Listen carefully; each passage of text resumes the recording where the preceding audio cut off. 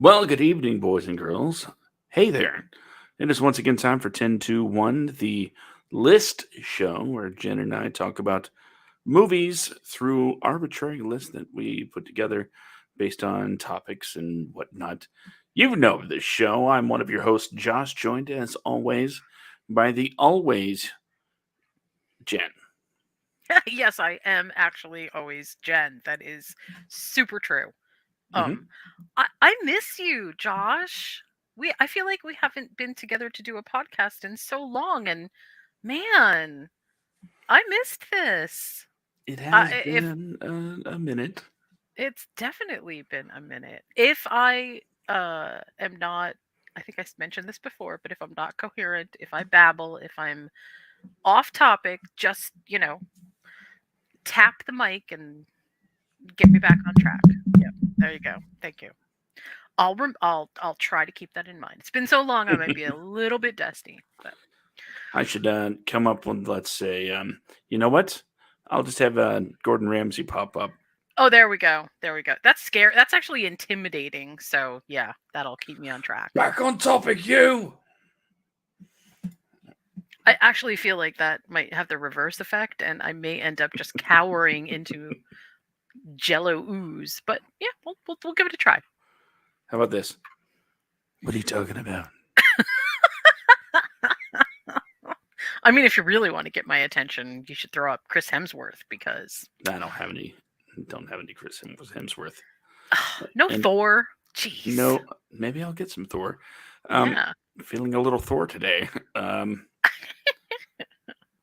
But when you're doing a good job, I'll do this. Good job, Jen. Good Aw. job. Yes, you know what? Kudos from Lin Manuel is actually, I think, one of the best warm fuzzies that you could ask for. So I'm good with that. I'm very good with that. And we have the same birthday. Aw, Yeah, we're both January 16th babies. dang. Okay, how about this? How about this? You, Jen, you're doing great. Okay, now if you can get him, you can definitely get Thor. I mean, they acted together once, so Yes, yes.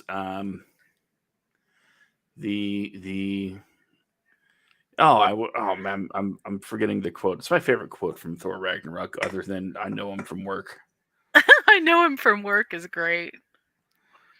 Thank you, Make a Wish kid. The whole thing is so great. Ragnarok is one of my favorite movies. I think I've seen it like 6 times, probably more. I love it. Just absolutely love it. I don't know him, brother. Ah. So this is a great segue because, being at war is like one of those things that Ragnarok definitely no, it doesn't actually even touch on it. So yeah, that was a terrible segue. But I know where we're going. Mm-hmm. Where are we going, Josh? Help me out here. I'm failing miserably. We're gonna go back in time. Well, okay, no, not really. Uh, Although I should do that for a time travel Oh, list, that would be a great list. and I would limit myself to only one Back to the Future movie. Where would I go? Anyway, no, we can't be coming up with new shows before we even do this one. So, Good point. in honor of Veterans Day, which was last week, we decided. I'm actually the moron that decided this. I said, you know what would be awesome? We should do war movies. One, what better way to honor a veteran that has fought in a freaking war than remind him that he fought in a freaking war?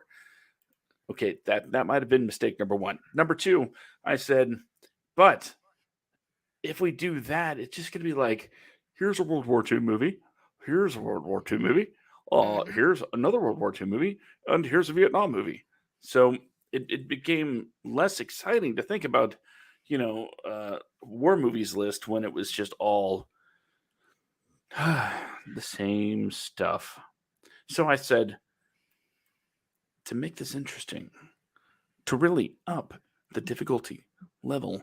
Let's make it pre 20th century wars. That's right. All of the wars listed tonight take place before the 20th century. And, well, truth be told, we had 2 weeks to get it together, and my list finalized about 20 minutes ago.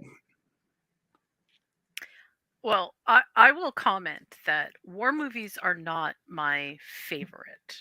Um, I find myself sometimes feeling extremely depressed by war movies, especially movies that were supposed to have taken place World War I and World War II. 20th century war movies are incredibly sad for me. Um, but I love history. And so I find myself often at odds with not wanting to be depressed and yet also loving the reconstruction of history.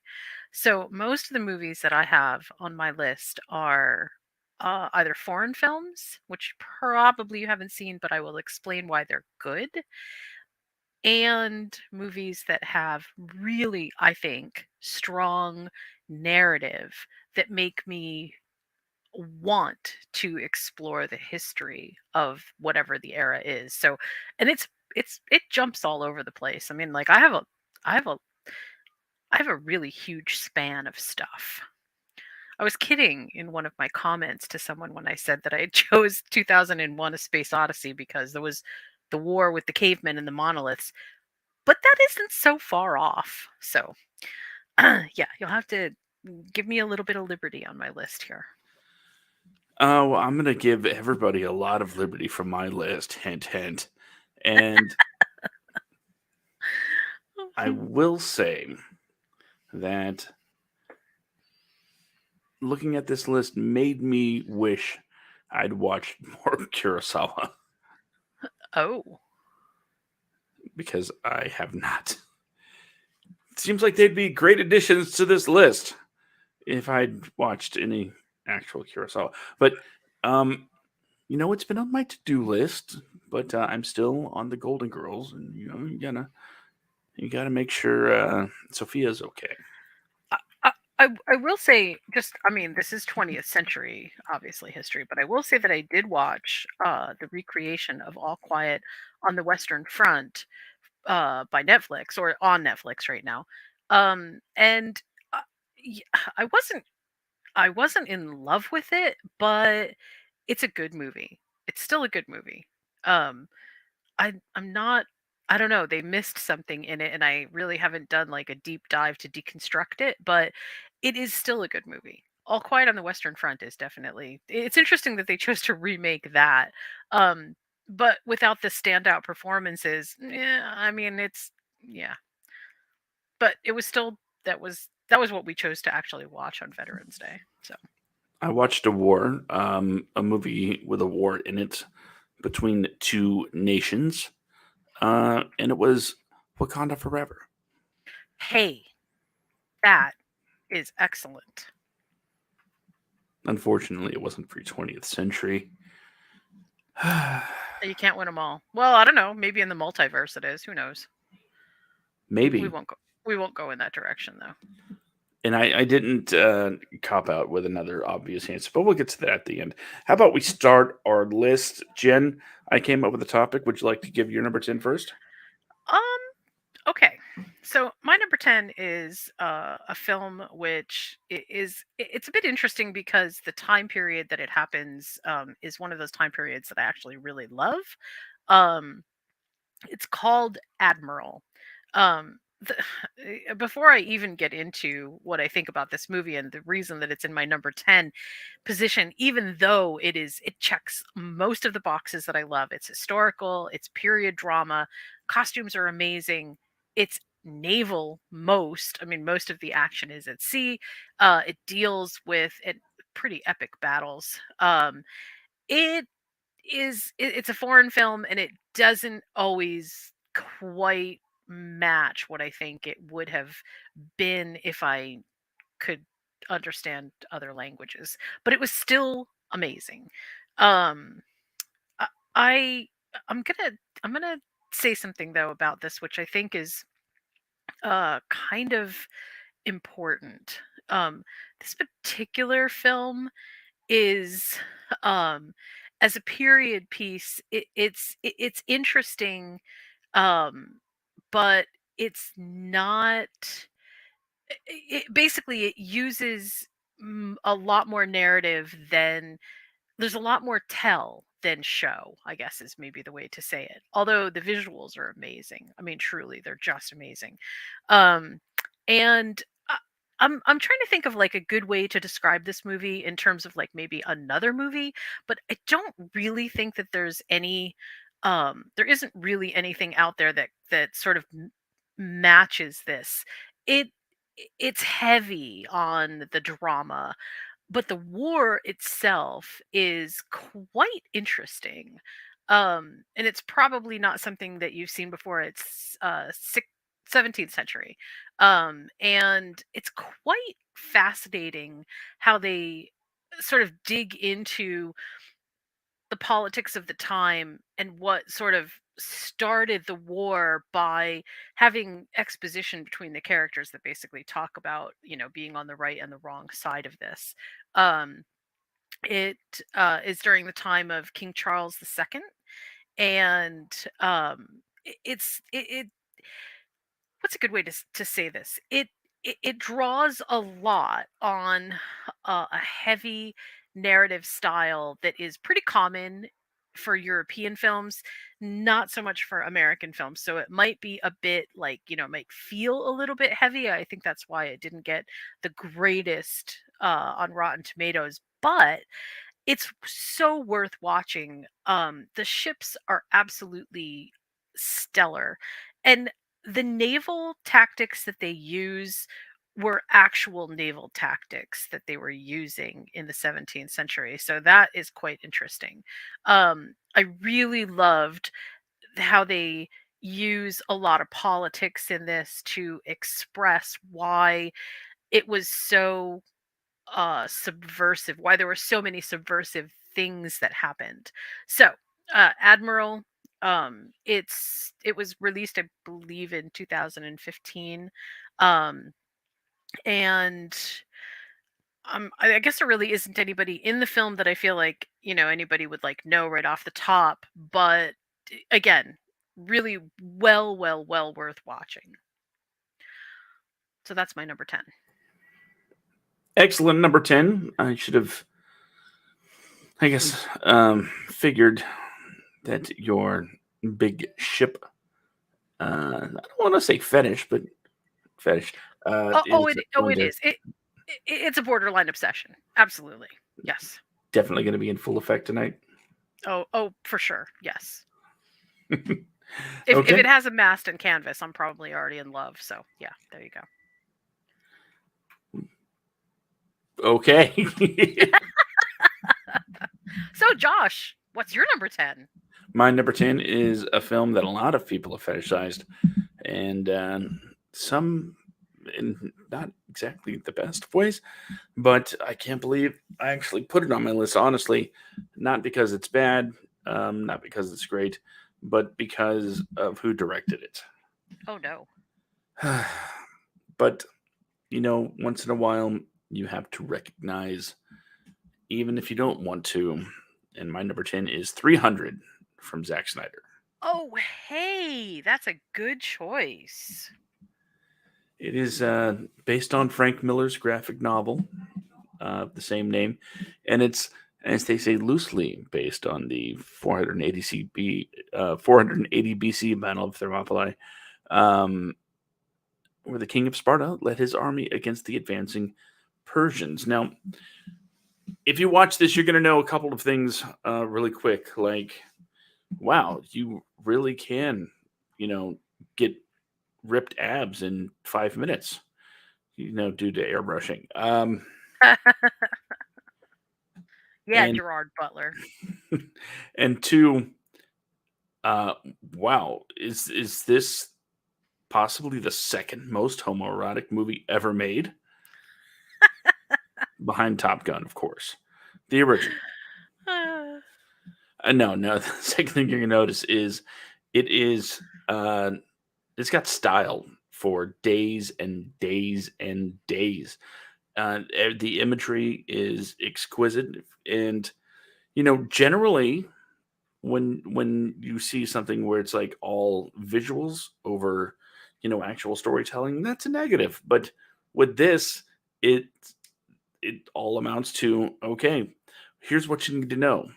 You got these 300 Spartans versus tons of Persians, a bunch of armies, and they fight and they fight and they fight. That's the kind of thing Zack Snyder should be doing. There's very little. I mean, there is some story there, some relationship stuff to kind of dig into, to sink your teeth into a little bit, but it's so, in my opinion, it's so surface level. It's okay to just brush the film with it rather than take scene after scene after scene of thoughtful monologues and um, exposing dialogue. You don't need that. What you need in this movie is um, hundreds of like ripped, muscly men fighting to the death, trying to save not only themselves but their kingdom. This is where Zack Snyder shines. Just let him make pretty pictures of you know heroic people. That's it. That's it. No more, no less. Um, Agreed. Man of Steel is terrible. Anyway, no, sorry, that's Hey, irrelevant. that's 20th century. You're not allowed to do that. Fine, fair.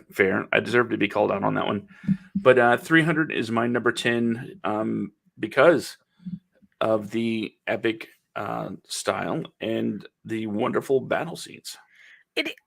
300 is absolutely a beautiful movie, and it is one of the few movies that I feel like it actually does a bit of justice to the graphic novel nature of the source material, because it replicates in such high authenticity the energy and the vibe of what was being presented. And I mean, sometimes it feels like you can grab a scene from the movie and like lay it over one of the images from the source and go, oh, there it is, and it's so splendid.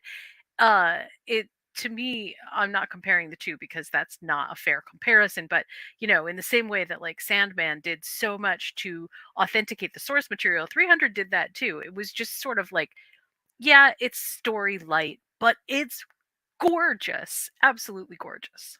And also, that tells a really cool story. Please don't think that that's actual history, because obviously, no, it's not. But it is a really cool depiction of, and distilled down to its most common denominator. But it's fun. That is so fun. I love Xerxes as just sort of like the rock star. It's just absolutely epically all over the place. And yeah, good choice. Very good choice. This is number 10. um, I do want to add, though, you mentioned that, take the historical accuracy with with a huge grain of salt, right? I Right. mean, like, go into it knowing, yeah, most of this didn't actually happen this way. I will put like a little asterisk next to that and say, you know what, war movies, take them all with an incredibly huge grain of salt because Indeed. they didn't happen that way. Uh, as we get further into the list, I have more and more of them that exact tagline will come up again and again, because I know people who believe that they know the history of something by watching a movie about it, and it's no, my friend, no. Books are your friends, and I don't mean that in a Hmm. condescending elitist way. I mean, listen, entertainment is one thing, but real history is another, and taking things sort of like on their entertainment value can give us lots of cool overviews of history, but it most certainly is not the history. And my number 9 is actually a really good example of this. And I'm also going to mention one other thing about it. My number 9 is it was done by Oliver Stone. It's called Alexander. Now, interesting to me, the extended edition of Alexander, which is, oh God, so long, like 3.5 hours. I don't know. It's so long. I loved it. I mean, I absolutely loved it. Give me more Alexander. I'm happy. There is something about this particular movie that just makes me super excited. The battles are unbelievably well done. There's a lot of them, and I wasn't sure, it doesn't specifically like represent one particular war, but Alexander was kind of at war with the world in his quest for world domination. And the battle scenes in this are so amazing that it felt like this is absolutely a thing. I mean, if I had to pick one, I think I would go with the elephants coming out of nowhere. That was just so absolutely cool. Um, but historians didn't particularly, feel like he had done some of his homework by leaving some things out, putting other things in, making certain ideas about Eastern societies kind of like, yeah, maybe you were overgeneralizing just a little bit and stuff like that. But those criticisms feel kind of hollow in the grand quest to tell a story about Alexander the Great.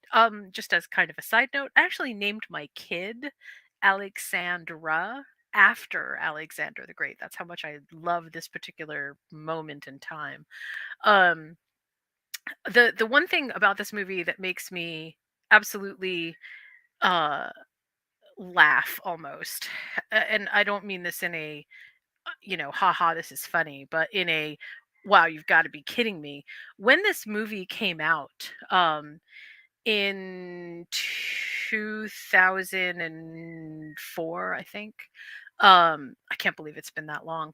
A group of Greek lawyers got together and threatened a lawsuit against the film for basically not including some kind of spoiler or warning at the beginning to say, yeah, this is all fiction and we don't know if Alexander the Great was actually gay.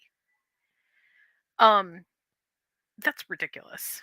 And they didn't even it's not like he's I don't know. It's just it seems so like it seemed like frivolous to me. Of course, 2004, Greece, I don't know, maybe not to them. But to me, the wider understanding of who Alexander the Great is certainly doesn't need to be clouded by was he gay or was he not gay. We certainly have tons of information about who his besties were and what they were doing, and you can walk away with any opinion you like. And that, again, is part of why we love entertainment. I really like it a lot because from the war standpoint, you really get a feel for why and how Alexander the Great was such a brilliant tactician, and how he kept so many people with him in the most dire of circumstances. I mean, these people were going to war after they had, basically been through the worst of the worst, and somehow he made it work, and it was really his charismatic abilities that gave everything uh the spark that it needed. As a narrative, it's slow and it's kind of trudging, but if you love this kind of movie, you'll know this actually is an amazing depiction of war scenes and battle depictions and Alexander the Great as a brilliant uh, strategic tactician. So, Alexander gets mine, directed by Oliver Stone. Excellent, excellent. An epic, if there ever was one. So, we're at number 9 for you. right? Number 9 for me. Number Yes. 9. My number 9 is, well, it's a story as old as, well, not time, because it actually does have a set year. And you know what? No preamble here. My number 9 is Troy from Wolfgang Peterson. How can you have a list about pre 20th century war movies and not include the big daddy war, the war that gave us all sorts of crazy stories? You know, remember that horse thing? Yeah, Trojan horse. That's from these guys. Same producers. Can you And hear me rolling my eyes? Can you hear me rolling my eyes? Can you hear that?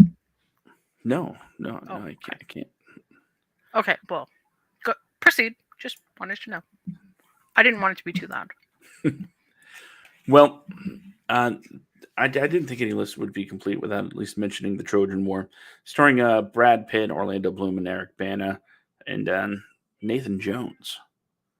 Okay, I gotta admit, when this movie came out, I was like, "This has Nathan Jones in it.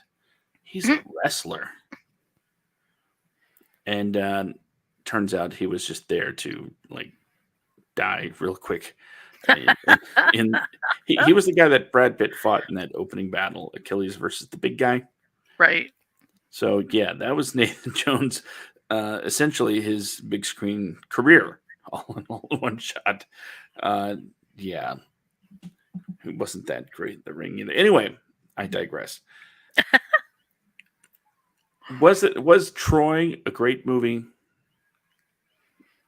No. Did it look good?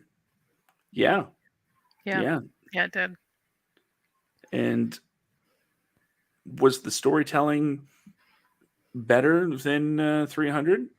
I'd say it had more going for it in that regard. Um, definitely definitely a better established lineage when it comes to the acting field. Just maybe they didn't quite give them a whole lot to work with, but they did what they could. And at the end of the day, it all came down to I needed 10 movies for this list, and that's why Troy is my number 9. Troy was done at a time when movies were really striving, I think, very hard to sort of like reinvent the real story of, or the most glamorized version of, and Troy really fell prey to that. Also, people may recognize the writers for Troy, or the writer of Troy, as being one of the Game of Thrones guys. Homer was a Um, Game of Thrones guy. yeah, isn't that amazing? Scary. I had no Didn't realize idea. it went back that far. The other thing, the thing that actually makes me just upset about Troy, because dude, I love Brad Pitt. He's, especially then, damn, he was so amazing in this movie. But the reason that I hate this movie so much is because it feels like they were there for maybe a week, and the Trojan War lasted for 10 years. Now I realize that that might have been a tall order for the production crew to try to navigate, but at least give a little shout out to the fact that it was a 10-year war. Um, I mean, oh God, I don't know. Anyway, yeah. So I mean, I can't say I do like this movie, but I like it as pure entertainment. And if I actually want a story of the Trojan War, there's others. But I do like how rock star slick this movie is. And I especially love the flaming boulders. That was just such a poetic touch. I have no idea if that has ever been done in history. But it definitely was just the coolest touch visually in this movie. So, yeah, I really It liked kind it. of reminds me of, we'll say, the early 20th century sort of prestige pictures with, the mega sets Mm. and the how did they used to put it? With a cast of thousands, that kind of Yeah, thing. like yeah, the grand epics, like Cleopatra. Like it had that. Hmm. It has that grandeur kind of vibe to it. But at the same time that it has that vibe to it, it also feels so, I keep using this word over and over again, but it is so distilled down to like these little tiny points that it's Yeah, hard. It is really difficult for me to like think that this movie really was like the quest of, this is the story, that we get out of Homer's unbelievable Iliad. No, it really isn't. I mean, they touch on some things, but whatever. Anyway, I would. I'd rather see a good version of the sequel. The Odyssey. Um, it's yeah. been a minute since anybody's visited that, and quite frankly, I kind of miss those, grand scale films. I think the only ones that are really coming close to it are Marvel, and even they've dialed back on their set design, going more for CG than anything. And while Right. yes, seeing mega cities come to life due to special effects is awesome. There's just something else, something uh, that makes building a gigantic set so much more satisfying. So much, it feels more alive, I think. Yeah, I do too. I think you're right. And it also, it gives us the chance to actually feel like we are a part of the set instead of feeling like we're just passive viewers of it. Hmm. Yeah, I completely believe that you're absolutely right. Totally, totally. Well, mm, uh can I do my number 8? What is your number eight? Okay. So, my number 8 is the culmination basically of a huge war. But the entire movie is a little bit meandering, much like I am on certain podcasts, which shall remain nameless. The basically the plot is the title of the movie. It's all about Spartacus. I happen to love this story from the inside out. Spartacus tells such an amazing tale. And it, there's something about this story that is kind of timeless, but I have to say that from a movie perspective, Kirk Douglas did something here which feels like it could, even if you tried to recreate this, I don't know if you could recreate it. I'm a huge fan of the Spartacus series. I watch and rewatched this series for, I don't even know how many times. Um, and I love it, but it doesn't do what this movie does. It is totally different feeling wise. This movie condenses the great slave uprising of Spartacus into, obviously, a short period of time, and yet manages to hit all of the high points that absolutely are essential to understand. I feel like a lot of Gladiator actually came from this telling of Spartacus. If you watch Gladiator, you'll get a feel for the way that Spartacus was sort of done tonally. And it's an amazing story. It's really, really, really cool. The Obviously there's a lot of big war scenes in this movie that weren't done with CG extras, and that gives a kind of volume to the amount of people that they had to choreograph on screen and make sure that everything was going the way that it was supposed to. And it really has a special place in my heart for that specific reason. This, the war, um the several wars were spread out over a period of time, and even after Spartacus died, even though there were still factions of slaves that had kind of were still out there, I guess I should say. And so it kind of happens over a longer period than just like, a couple of years. But it I feel like everything that we get out of this movie tells the story that needs to be told, and it's absolutely stunning. Um, the performances in this movie are I've never seen anything recreate the caliber that I see here. And I mean, part of this is Stanley Kubrick. I mean, for sure. Um, but I think part of it is also everything else that went into this, including the direction and even the stories behind the scenes for the making of Spartacus. There's just something amazing about this movie that sits so well.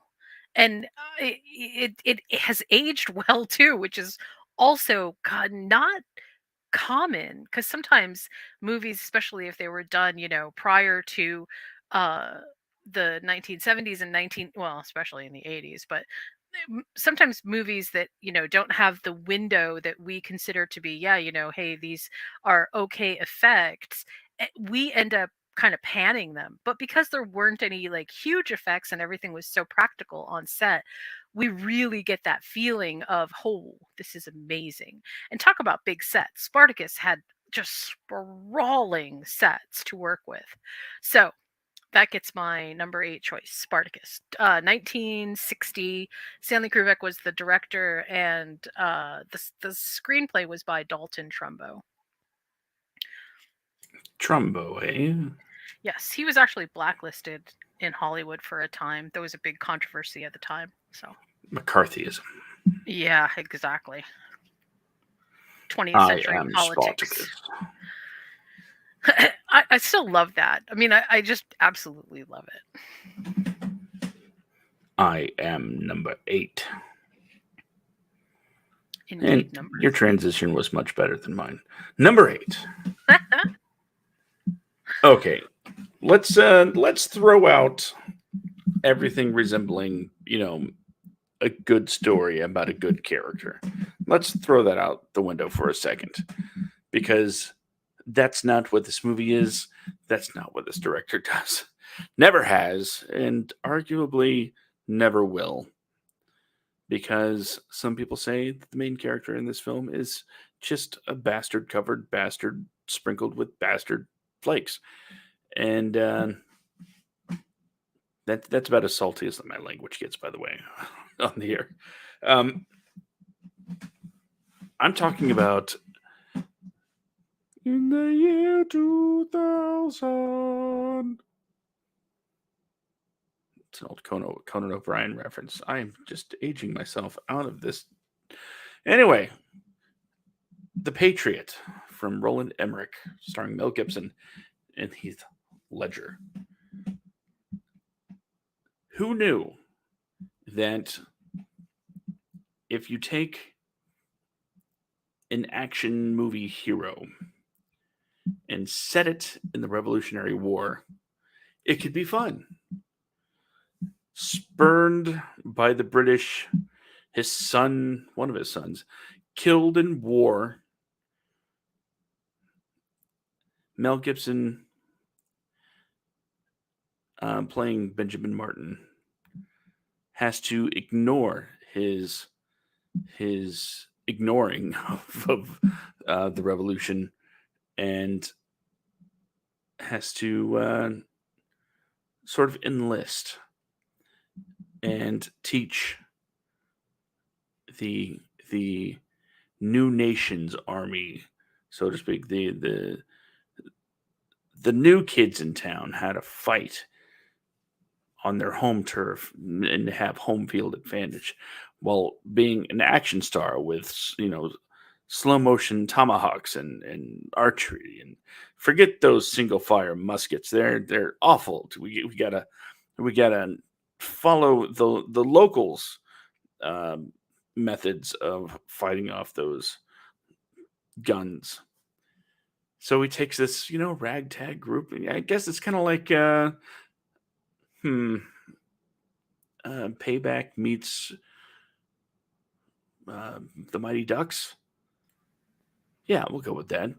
Takes this ragtag group of people and turns them into a fighting force. And honestly, it just looks cool.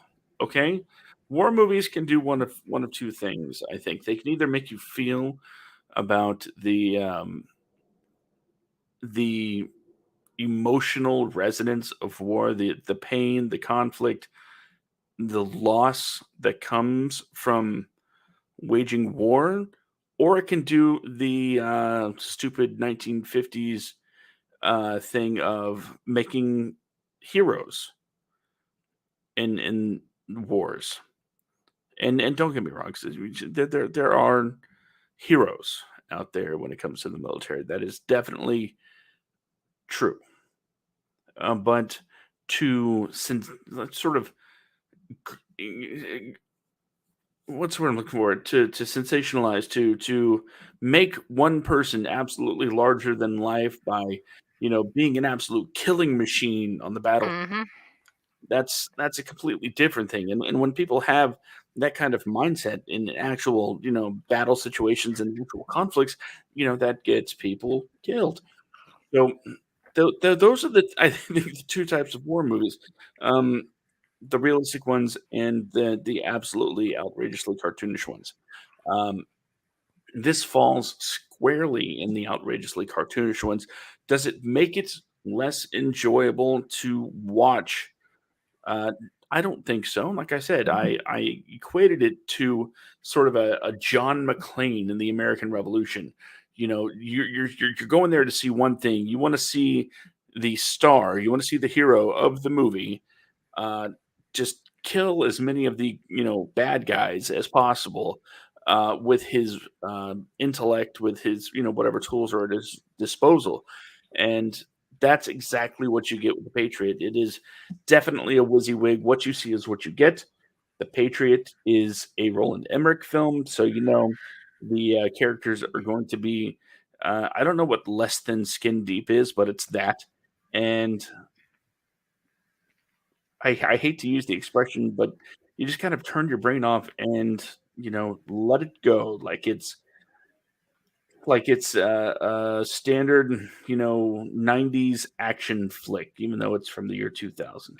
I will say this though, when it comes to performance, there are three things that I remember, no, four things that I remember Heath Ledger from. One, of course, being The Dark Knight, incredible Joker run. Um, Two, 10 Things I Hate About You, probably the movie I've seen the most on HBO, bar none.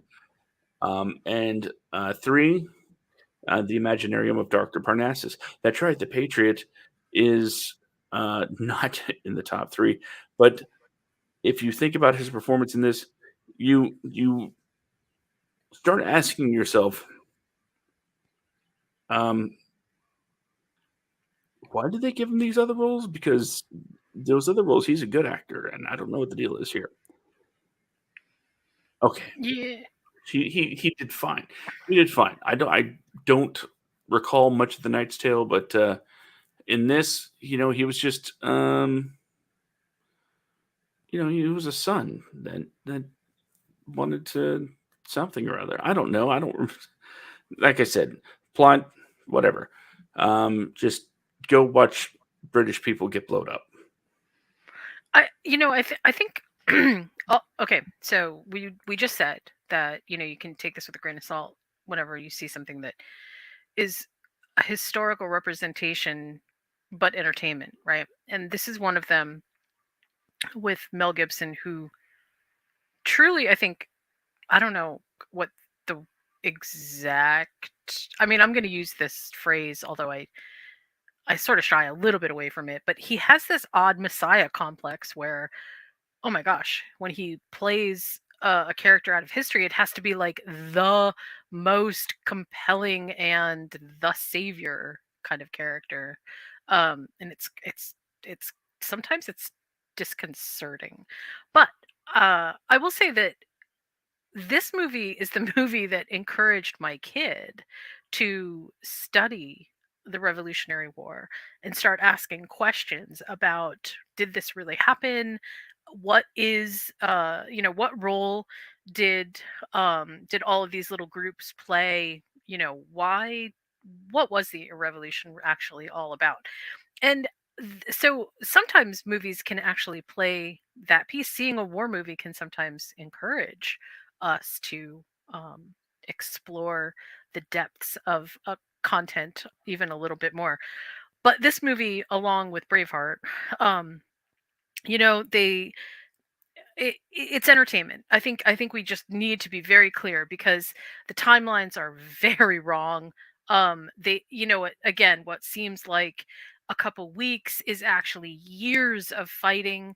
There are shortcuts that they take all over the place that just feel like, yeah, okay, it's fun. And I feel, The Patriot's a feel good movie. If when you want to watch an American Revolutionary War movie, this is actually one of the go-tos I think that a lot of people like because it's got a little bit of everything. It's got a love story, it's got a story about a man who loves his kids, it's got a story of, the compelling fight for the American Revolution, for the, freedom of our country. It's got some politics, it's got a really good bad guy who's just over the top. And yeah, it just kind of has all of the thematic elements that make a good narrative put together. So I think it's a good choice. If you love it so much, why don't you marry it? Because because I have another movie on my list about the American Revolutionary War that I like better, but it's not Ooh. it's not my number 7. So I will tell you what my number 7 is. And this movie actually, I feel like if I didn't have so many other movies to talk about, it would have scored much higher. Because I absolutely love this movie, and every time I see it, it makes me cry. Every time. There is not a time that I sit through this and don't cry. Um, it stars Matthew Broderick of all people in the tale of the first African American regiment in the Civil War, and it's called Glory. It also obviously takes some liberties with history, but it takes liberties with history that I feel like are okay to shortcut a little bit, because they don't affect the overall story that was being told. It's based on a true story. Obviously we don't know who the cast of characters really were, but it is based on a true story. Um, it is so compelling, and part of the reason that the war part of this is so compelling is it's not just the personal quest for I want to make a difference. It is absolutely the thirst that both the people who were willing to put their lives on the line in order to affect the biggest change in basically American history since the Revolutionary War, but also the level to which they were fighting inequality at a time before inequality was even thought of as a thing. It's astounding. It's just an astounding piece of work. The battles are heartbreaking and unbelievably, I think, well done. I mean, they're visceral. They're You feel like you are in it, and it's both heartbreaking and emblematic, I think, of what it would be like to not even. I mean, I'm just putting myself in that position. I'm a 20th century person with clean running water. I've never actually, even been to the theater of war, but I have an empathetic response to being in those battle scenes every single time. It makes my nerves on edge. And then again, not that I'm going to spoil this for anybody, but it's really sad. The ending of Glory is incredibly sad. It was a sacrificing mission, and they knew it. They knew that going in. I think I mean, hope always remains eternal, but I think they knew that this was going to be a suicide run, and it didn't matter. They were absolutely willing to put their lives on the line. It's just a piece of work to behold. And like I said, there is something Broderick has not exactly to me when I think about the body of work for Matthew Broderick, it's not like I think I love his work, but I don't always think about him as being like the deepest of actors. And in this role, it just it blows everything else that he's ever done out of the water and then some. So Glory gets my number 7 choice. I wish I could make it much higher, but I love this movie. I have a love affair with this movie. It's so amazing. So there you go. Mm-hmm. Mm-hmm. Mm-hmm. Mm-hmm. Have you seen that movie? Have you seen Glory? Yes, I have. Yes, I have. And Do you cry? no, no, Oh. not that I'd ever admit on air. Anyway, I'm just going to go ahead and hit this button right here. Crossover alert! Crossover alert! Oh no. Oh no. Oh no. Yeah, that was an actual sound effect from a sound effect machine. I swear. So yes, that sound indicates that Glory is on my list. But where? But where? Guess we'll have to wait and find out because it's not my number 7. I was just going to say, is it your number 7? Because that would be fortuitous. Yes, it would, but it But isn't. no such luck. Okay. So what We've is done your that number once 7? before. My number 7 is I'm gonna say it's a little bit of a cheat, a little bit of a cop out here, but I think the war is less about the fighting of opposing armies and more about the fighting within oneself. Not buying it. Okay, there's armies in it. Well, there's an army in it, and okay, well, Is it there's the Army of the opposing. Dead? Huh. Are they Deadites? Does that technically take place before? And no, I can't. I can't. Of Um, course it does. I should have thought of that. It absolutely does. It's Henry the Red. Hello. I the one time in my life I didn't take into account time travel. I'm disgusted with myself. I'm sorry, proceed. Dances with Wolves. God, I get an Army of Darkness. Here I am talking about Dances with Wolves. I mean, don't Uh, get me wrong, it's a great movie, but come on. it does not actually compare to Army of Darkness, that is for sure. But, I mean, if we're talking about real history, or if we're talking about, a war movie that isn't fictional, because if we were talking about war movies that were fictional, I would have chosen Star Wars, and I didn't, because, yeah. Well, there was no rule about it having to be a real war. Oh, It just okay. had to be set before the 20th century. Okay, well, good to know. Then I will amend my list and include Army of Darkness. Sorry, proceed. Dances with Wolves. Dances with Wolves is a wonderful tale about a soldier that, he's wounded in the Civil War. John Dunbar, he's, well, for the sake of the kids listening, he's not feeling happy with himself. And, goes somewhere to kind of chill for a bit. That's what the kids say, right? Well, turns out where he wants to go, people are already there. So he's on this like sort of remote area out in the west, and has a run-in with the Sioux. But that's not where the conflict is. Well, not well. It is at first.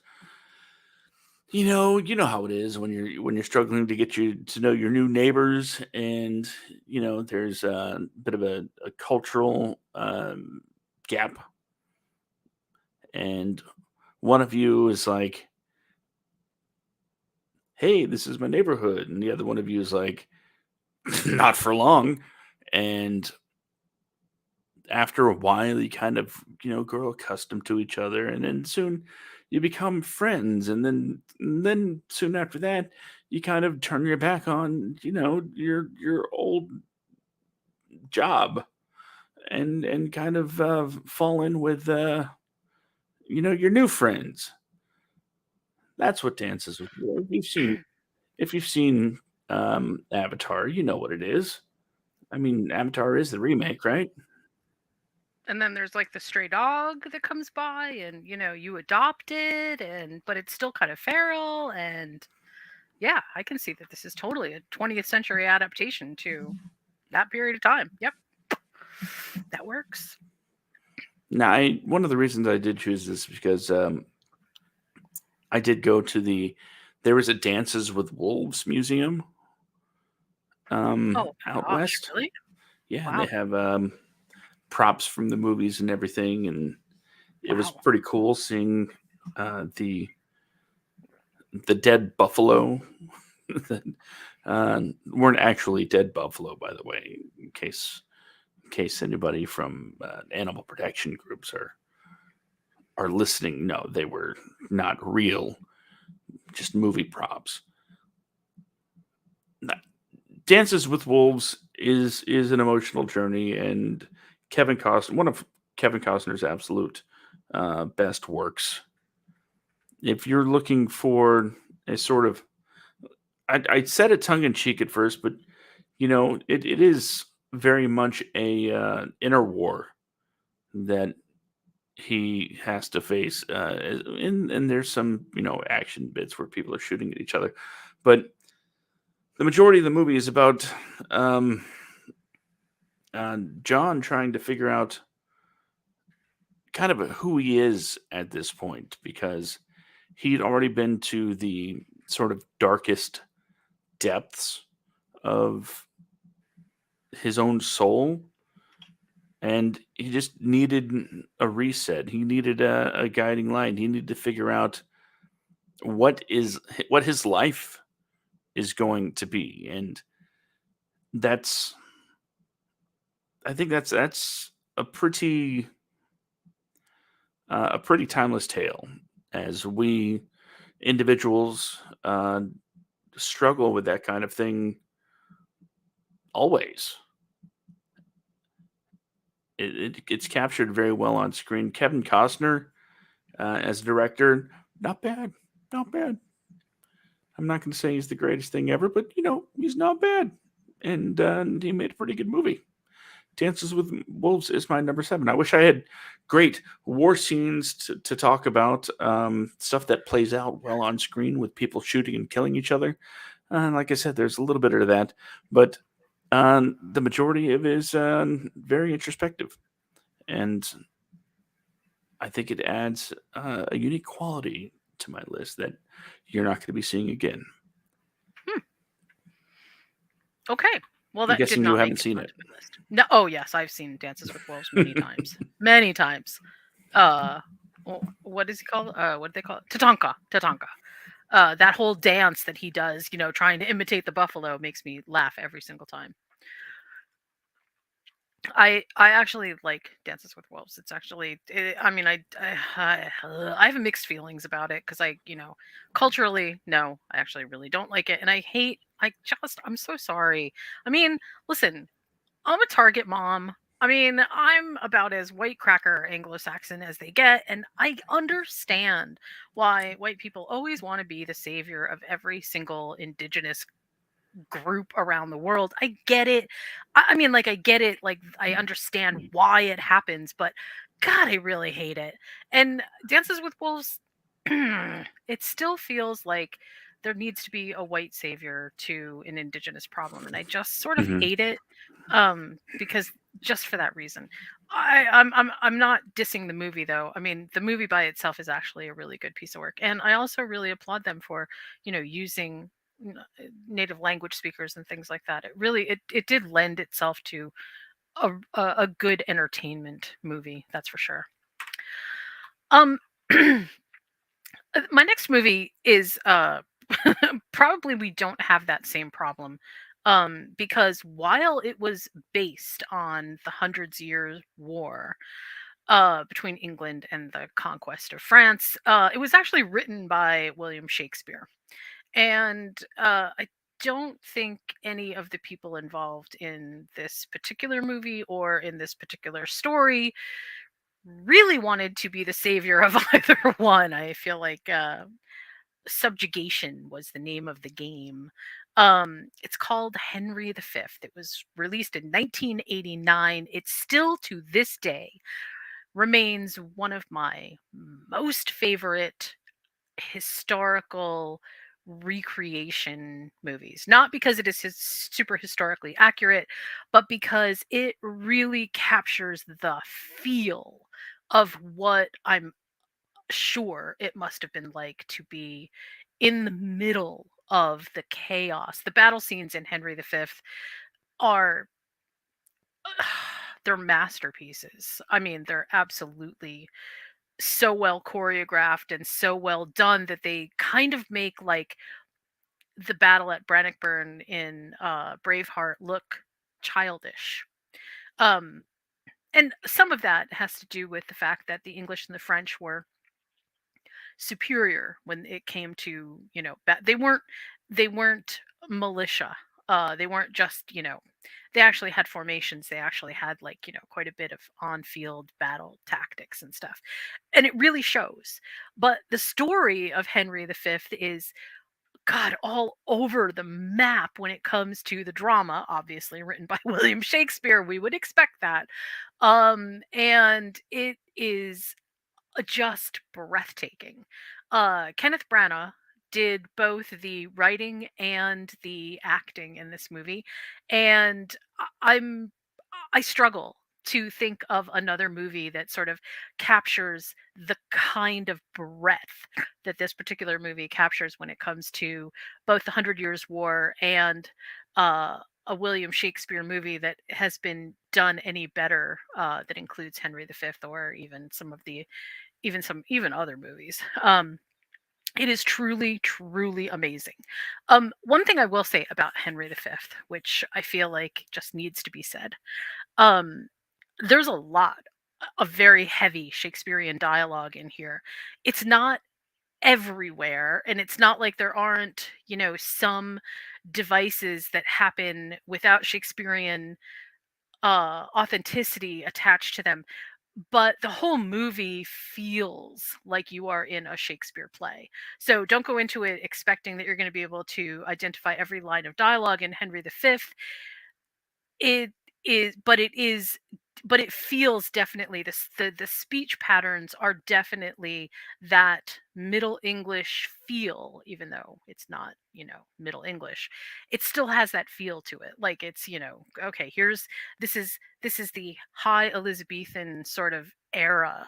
Um it does have that tenor and tone to it. So, it's not a light movie, it's a very heavy movie, but it is so well done. Absolutely, totally worth watching.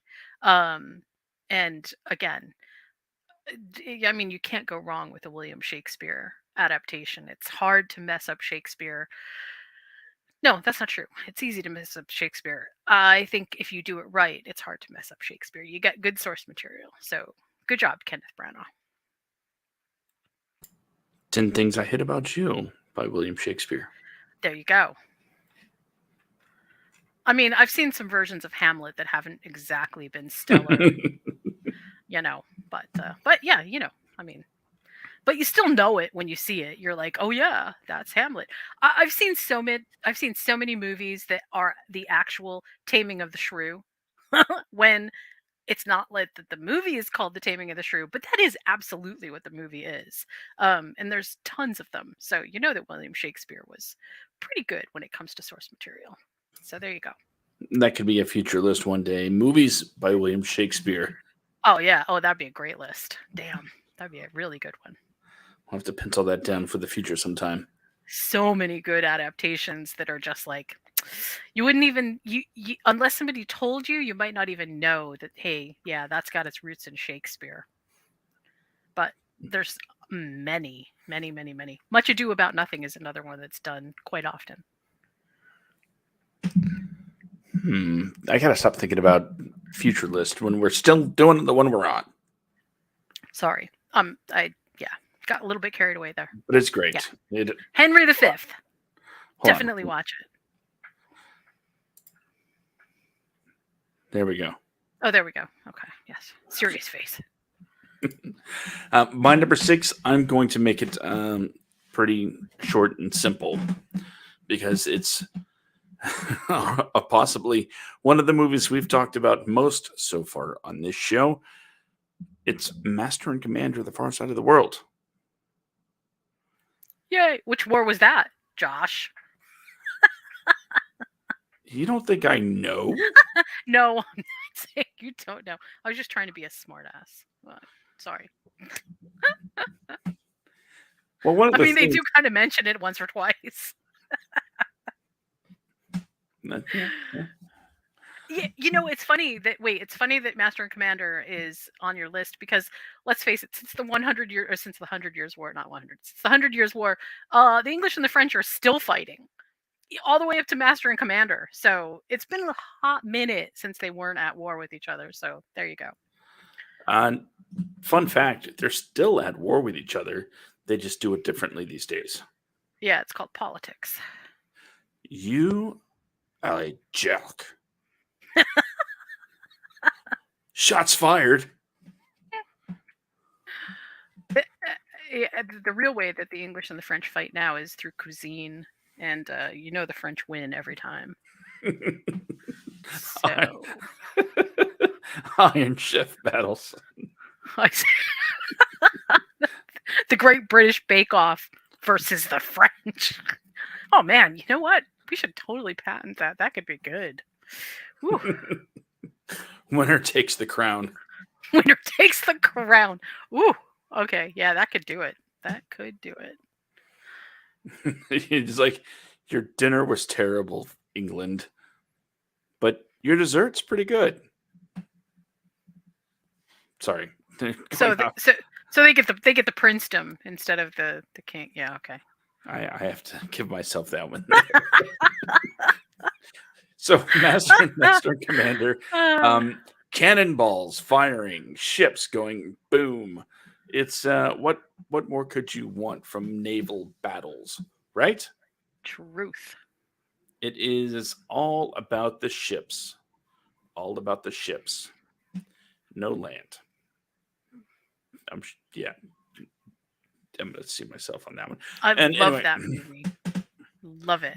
yeah, it has big ships, it has water, it has everything you love. And that is my I wish I had a graphic for this. My certified gin pleaser of the evening. Yes. Master Commander. I mean, as far as wars go,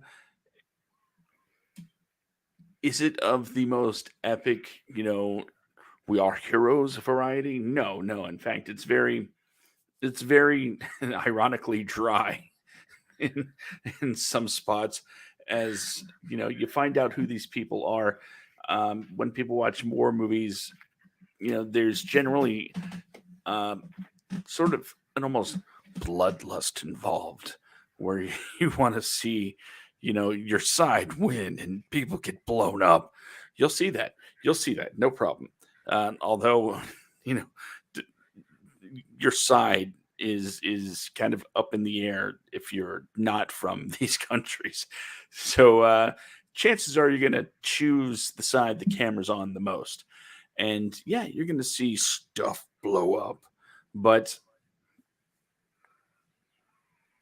at the end of the day, it is a great depiction of naval battle in every aspect. And quite frankly, even though, like I struggled to jokingly say that it's ironically dry because it's on water, you see, and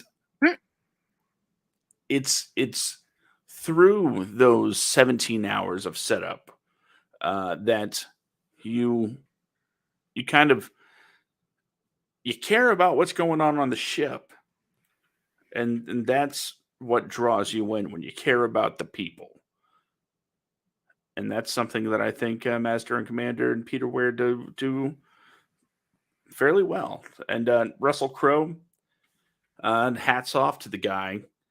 This is sort of a far cry from other things you might have known him from at this point, 2003, but he does what he always did and just brings his A game. Master Commander is my number six because it is an excellent film. Master and Commander was actually written by somebody. The author's name is Patrick O'Brien.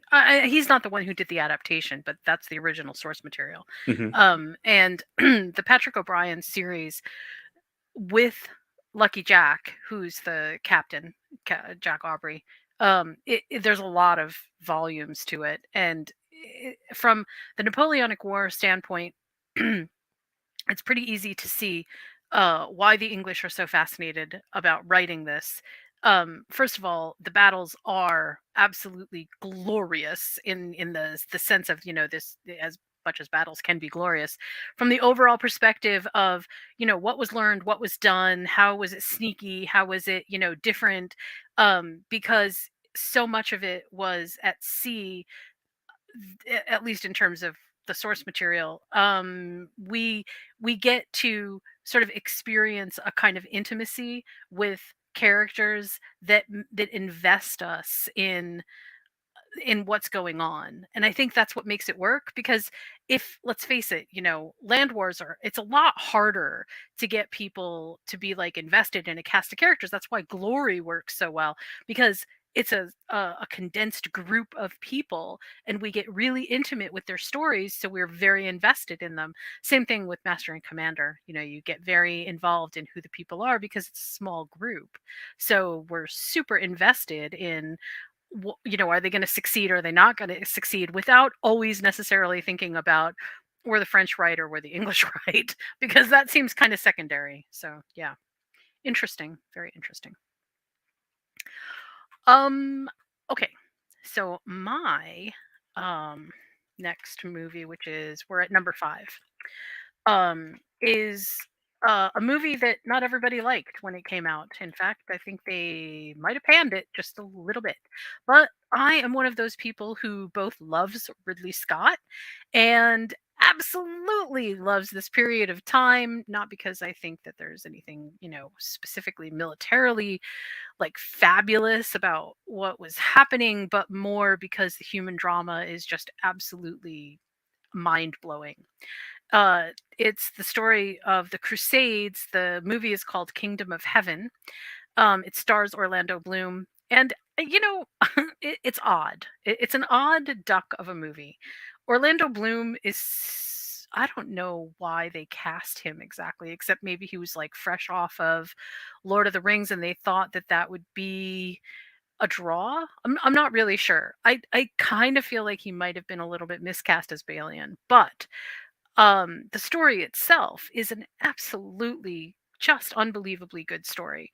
Um, the extended version of this, which is long, is a different movie. Almost altogether, it's a different movie than the movie that is the theatrical cut. It's not just that you get quote unquote more scenes; it's that the scenes that you get fundamentally sort of changed the narrative of the film, which is kind of astounding. Without the theatrical cut, it is still a really super interesting movie. With the theatrical cut, though, it's unbelievably awesome.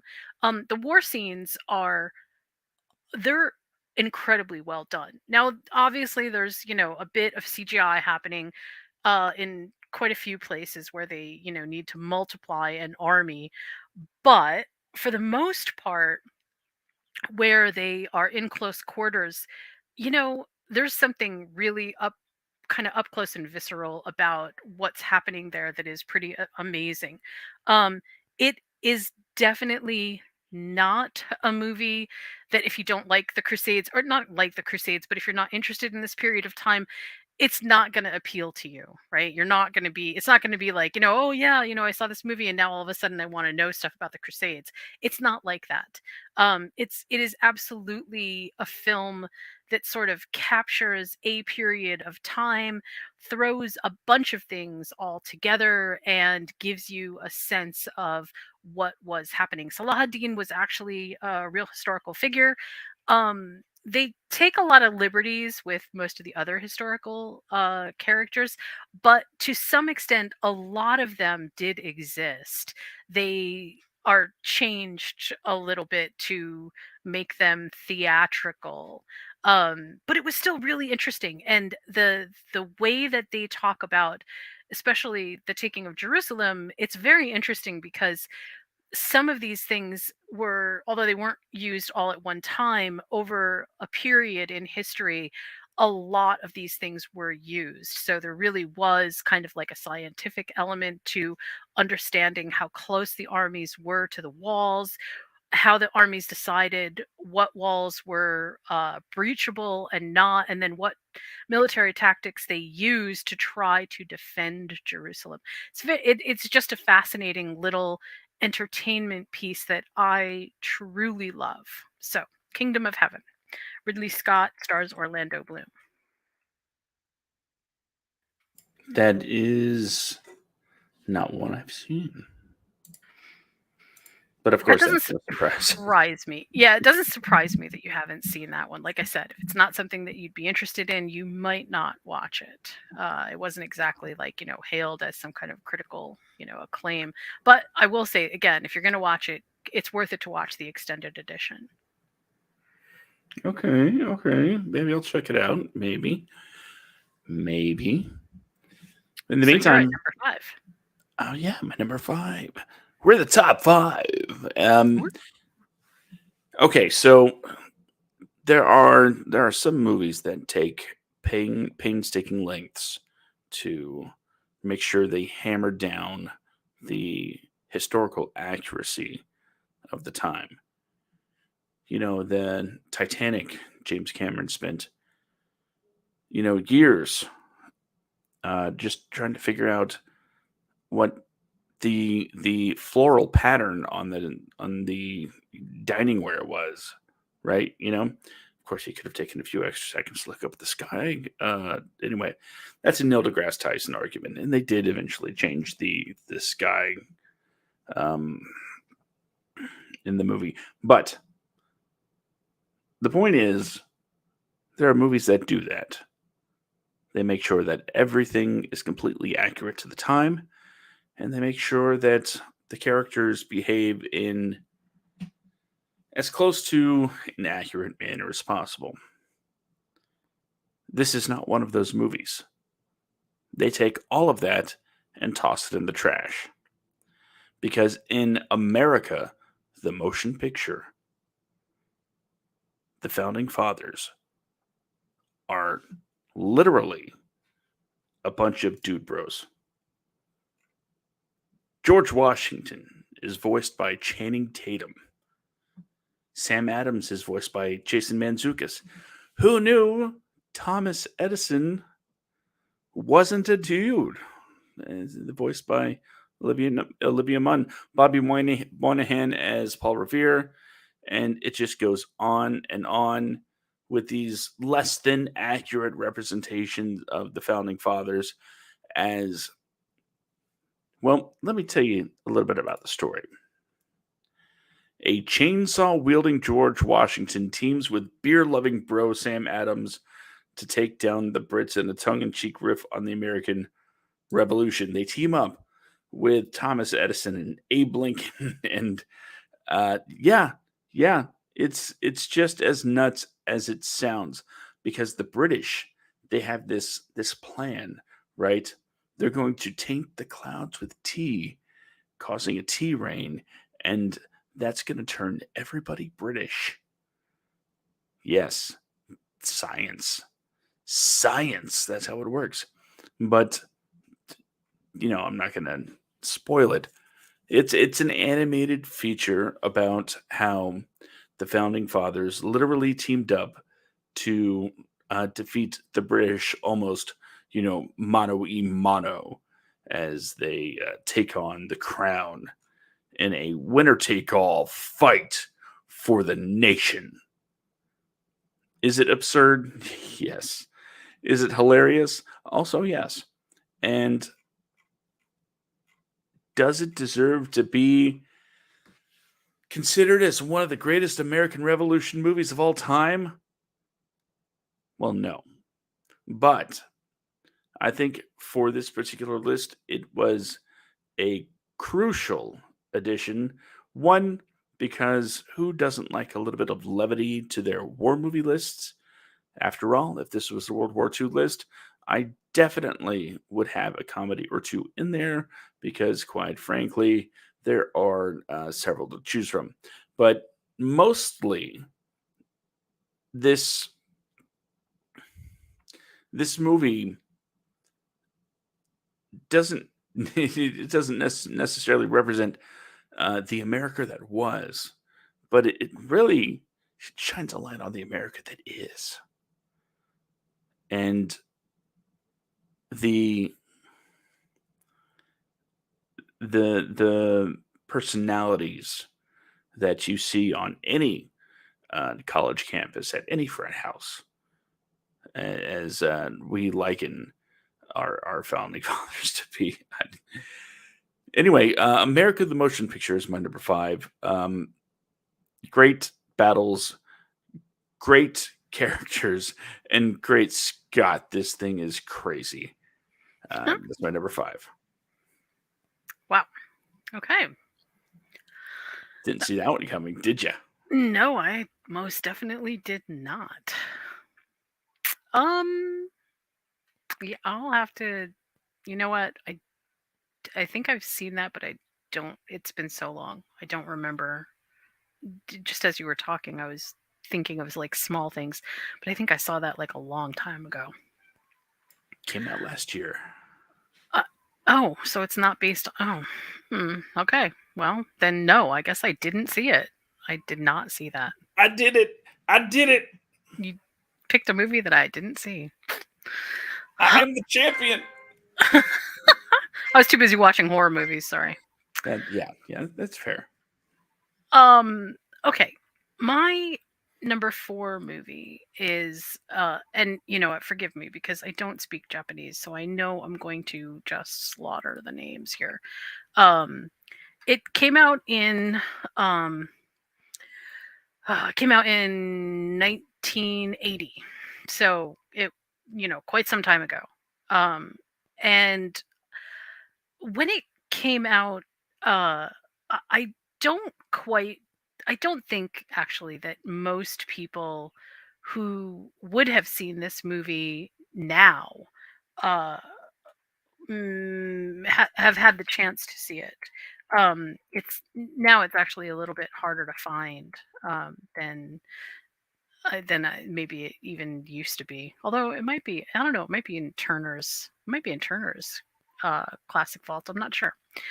Um, but it basically the reason it's an awesome war movie is because first of all, the production values in this are absolutely unbelievably good.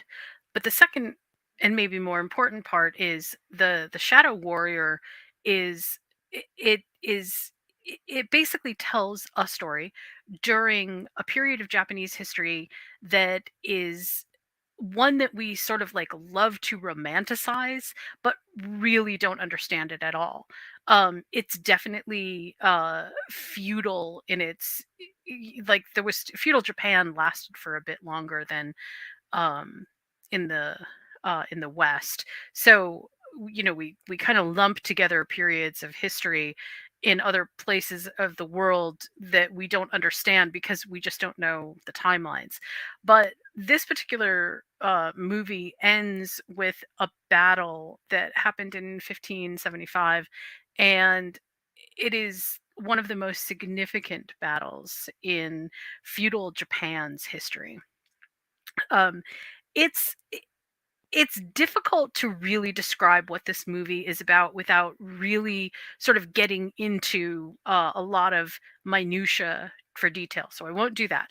But I will say that basically he's trained his entire life. The main character is trained his entire life to be a like a like a decoy, like a political shadow person.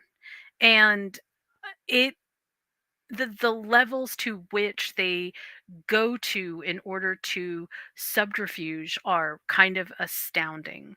The movie itself is called Kajamusha, and it is it I wish I could like come up with a movie that I think that it's close to, but there really isn't. I don't really have one, because it doesn't tell the story of the West coming to the East, and so there isn't like most of the stories that we know about feudal Japan involve like us sort of being in the protagonist roles, like Shogun, like movies where there's um Western missionaries that go to Japan and experience feudal Japan for themselves, and explain to them why they're backwards and how they need Christianity. And that isn't this story at all. This is definitely a story that sort of seeks to tell a specific narrative about a period in history that by the time that you get to the war at the end, this huge battle, um, it it is so well done that the personal investment that you feel in these characters is stunning. It's overwhelming. This particular movie was voted by one of these Japanese cinema film magazines that kind of does like a lot of groupings like we're doing, as the number 59 of the greatest Japanese films of all time. So that should give you like an idea of the scope of it. It is it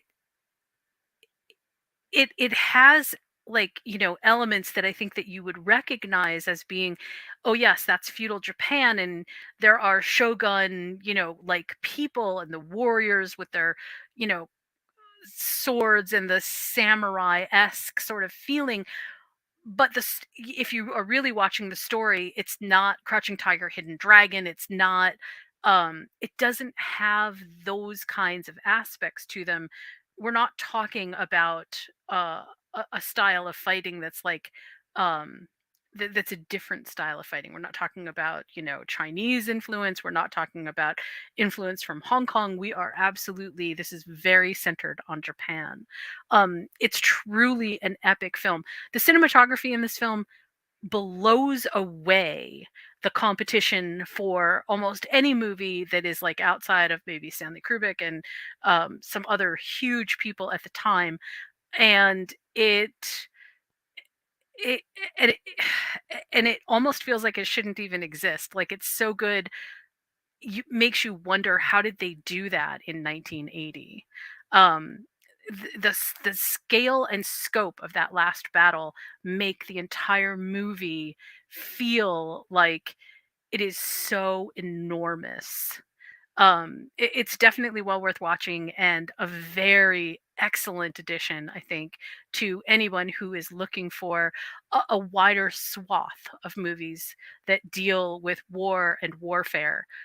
There's a lot of inner machinations that are going on here, so that also it just like it gives it that much more finesse, that much more, uh, punctuation into a film about wartime.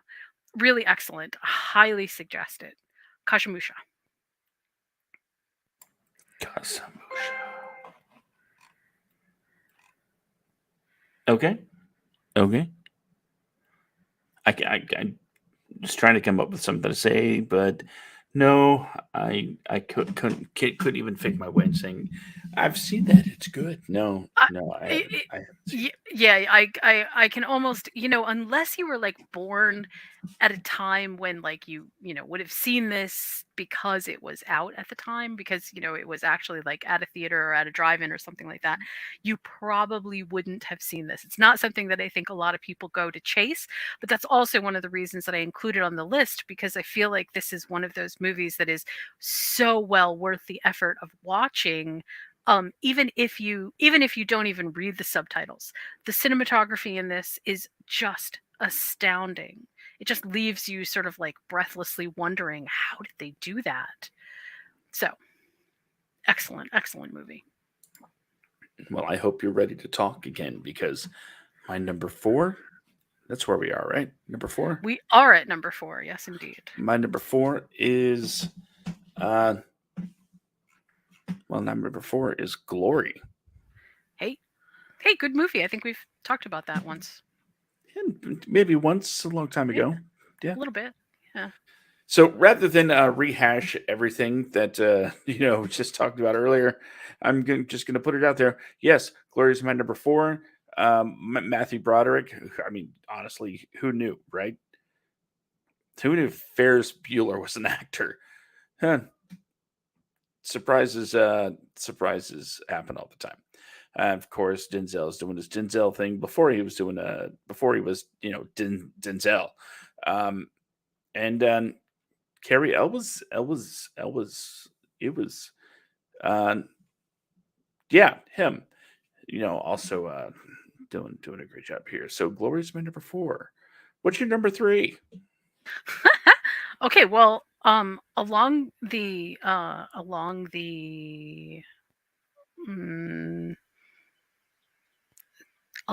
the same idea of not having a lot to say, this movie has a lot to say, but silently. In 1926, there was a movie released called Old Ironsides.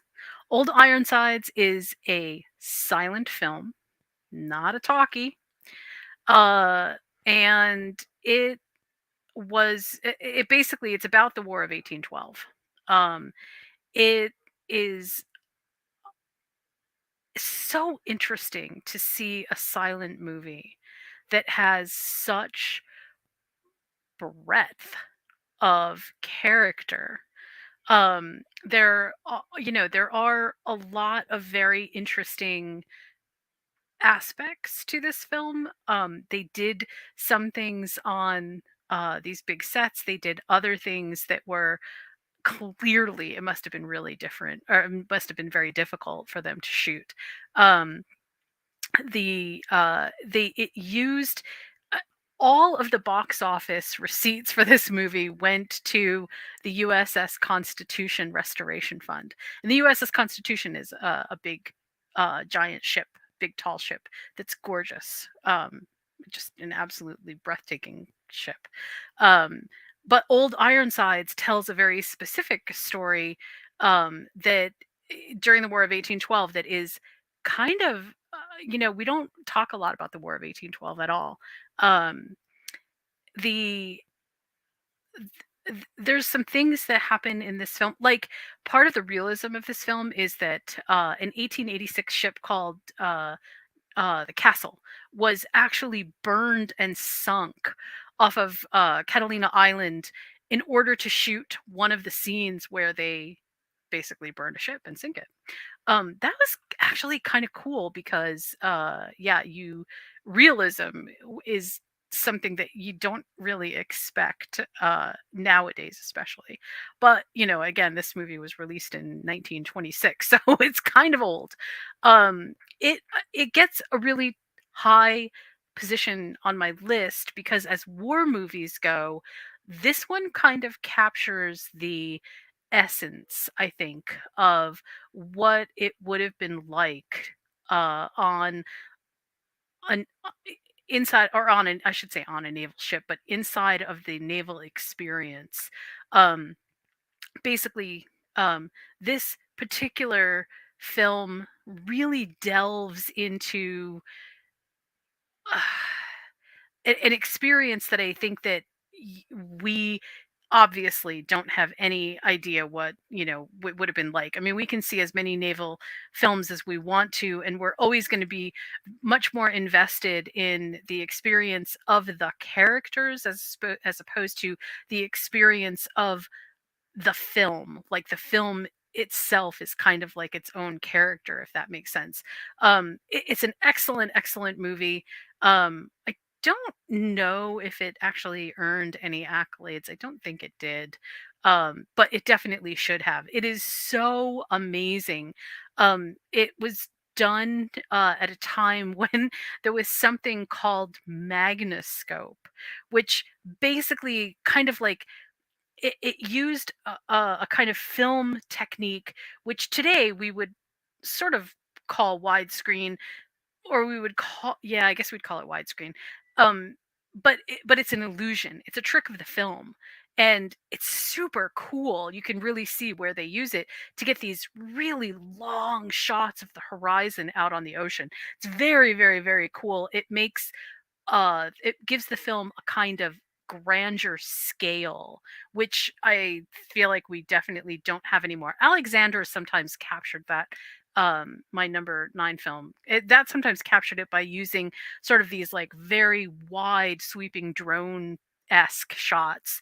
um but for a 1926 film, obviously they didn't have that technology, and this was a really cool effect that they were able to use inside the camera, which really gives that perspective. So it gets my number 3 spot, and silent movie. So, you don't even have to listen to the dialogue. All you got to do is just watch Old Ironside. Wait, so I can't be on my phone while I watch it? Well, I mean, you could, but, you know, Then I'll miss what's going on. yes, well, that is true. But I mean, a lot of people complain about the fact that I mention a lot of foreign films because Hmm. then they, have to like either pay attention or read subtitles or whatever. So yeah, there you go. Okay. Well, I was just checking out the comments, and the bots are in full effect tonight. So there we go. Oh yay. Get these guys blocked real quick. So I guess that's my number 3. Yeah, you're number 3. My number 3. Well, how do I describe this? Let me set it up for you. It is a dark time for the rebellion. Although the Death Star has been destroyed, Imperial troops have driven the rebel forces from the hidden base and pursued them across the galaxy, evading the dreaded Imperial Star Fleet. A group of freedom fighters led by Luke Skywalker have established a new secret base on the remote ice world of Hoth. The evil Lord Darth Vader, obsessed with finding young Skywalker, has dispatched thousands of remote probes into the far reaches of space. My number 3 is 1980's The Empire Strikes Back, directed by Irving Kershner. Well, is that pre-20th century? Yes, Okay, it just does checking. say a long time ago in a galaxy far, far away. Hey, to most millennials, a long time ago is 1980. So, I'm a I, millennial. yeah, so just check it. Just check. Just check. You know, just checking. Got to make sure. But yes, I added this because one, I needed 10 movies, and two, it really is. It does have some great Hmm. battles in it between the rebellion and the empire, especially opening up in on the planet of Hoth as the rebellion's secret. It's funny they're like it's a secret base. Within 5 minutes, it's being invaded. Um, so not a very well kept secret, but this is the one that has everything the the fighting, the betrayal, the just the sadness. It has all of the feels that you need to from a Star Wars movie. This is the one that made the Star Wars. See, there's wars. Um, so memorable. I think because between, um, I mean, come on, let's face it. This the A New Hope, as it would later be called, that could have been chalked up as just a cheesy, sci-fi Buck Rogers kind of deal. But it's Empire that really nails down what the franchise is going to become. It makes Darth Vader the absolute. amazing villain that he will be for another movie, and it really shows you that the scrappy, you know, young moisture farmer uh, actually has it in him to sort of be a leader. It's got vehicle battles, which is cool, and it has people fighting and defending not necessarily their homes, but one of the few spaces of land that they have to kind of live quasi peaceful, even though they're preparing for war. Empire Strikes Back. All right. I mean, if I would have known those were the rules of the game, might have changed my list. No, probably not, because I kind of like the movies that I've got. All right. Obviously, I've seen Star Wars and absolutely love it. So nothing to complain about there. I am going to hop into one of my both I love this movie and I hate this movie. I love this movie for again the just sweeping cinematography, for the unbelievable narrative that it presents, and for being brave enough to tell a story that is this big. It was released in 2007. It's called Mongol: The Rise of Genghis Khan. Uh, the story of Genghis Khan is just, I mean, it almost feels like you could write fiction that wouldn't be as crazy as the life of Genghis Khan. And there's like a million sort of like side stories and myths about Genghis Khan, and then where does myth become legend? And then, is any of this historically based? I don't know how to sort of like get to the real historical truth. This isn't my period of time and my era of the world in terms of what I study, but I absolutely loved this movie. The grandeur of the epic battle scenes are something to behold. In a similar way to Alexander again, the cavalry scenes are just breathtakingly well choreographed. I have no idea how they did it, but it's gorgeous. There are so many people involved in the making of this movie, and so much detail in it. It is truly a great movie to watch just for the experience of watching it. I feel a little bit. Uh, actually, I should say this. I chose this movie because this movie has a very specific feel to it that I just love. I love to experience this. There, like I said, it's grand, it's sweeping, it's huge. Narratively, it is really well put together. Um, but it does a lot with a story that you know that the origins of the story feel like they are almost mythic, and it brings it back down to human qualities again. And for that, I feel like it definitely deserves a big spot on my list. The characters in this movie are they're so memorable. After you watch it, it just leaves this like indelible mark on your brain. It's very good. I highly suggest it. It was it was, let's see, it was released in 2007.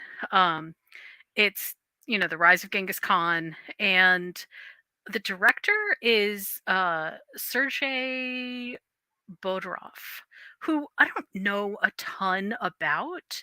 I do also know that he co-wrote this. I don't know a ton about him, but I do know that this was one of the bigger movies that he made. So there is that. And man, I'm so happy that this movie exists. I really, really, really like it. It doesn't feel like the Western version of Genghis Khan. It feels like it is told from a more, uh, I don't want to say indigenous, but a uniquely organic frame of reference that we don't really have. The West just doesn't have that understanding about Genghis Khan. So there we go. That's the one. And he's not played by John Wayne. No, this is not played by John Wayne. Thank goodness. Good lord. Well, speaking,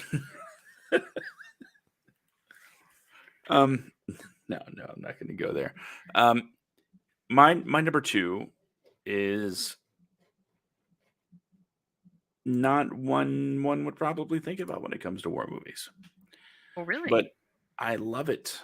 I love everything about it, and it does depict a war in it. That war is the Revolutionary War. That film is Hamilton. Oh, okay. So loosely based on the war. It does, follow the war through the entire um, first half. Uh huh. Okay. Okay. The rise of Alexander Hamilton through the ranks, as it were, going through all of the major battles that he was a part of. Definitely as George Washington's right hand man, penning orders for the commanding general.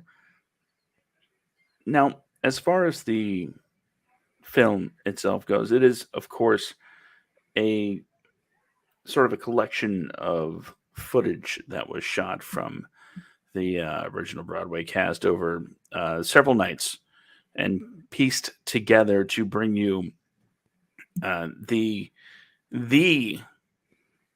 performance of Hamilton. It follows the story of Alexander Hamilton as it's written and starring Lin Manuel Miranda.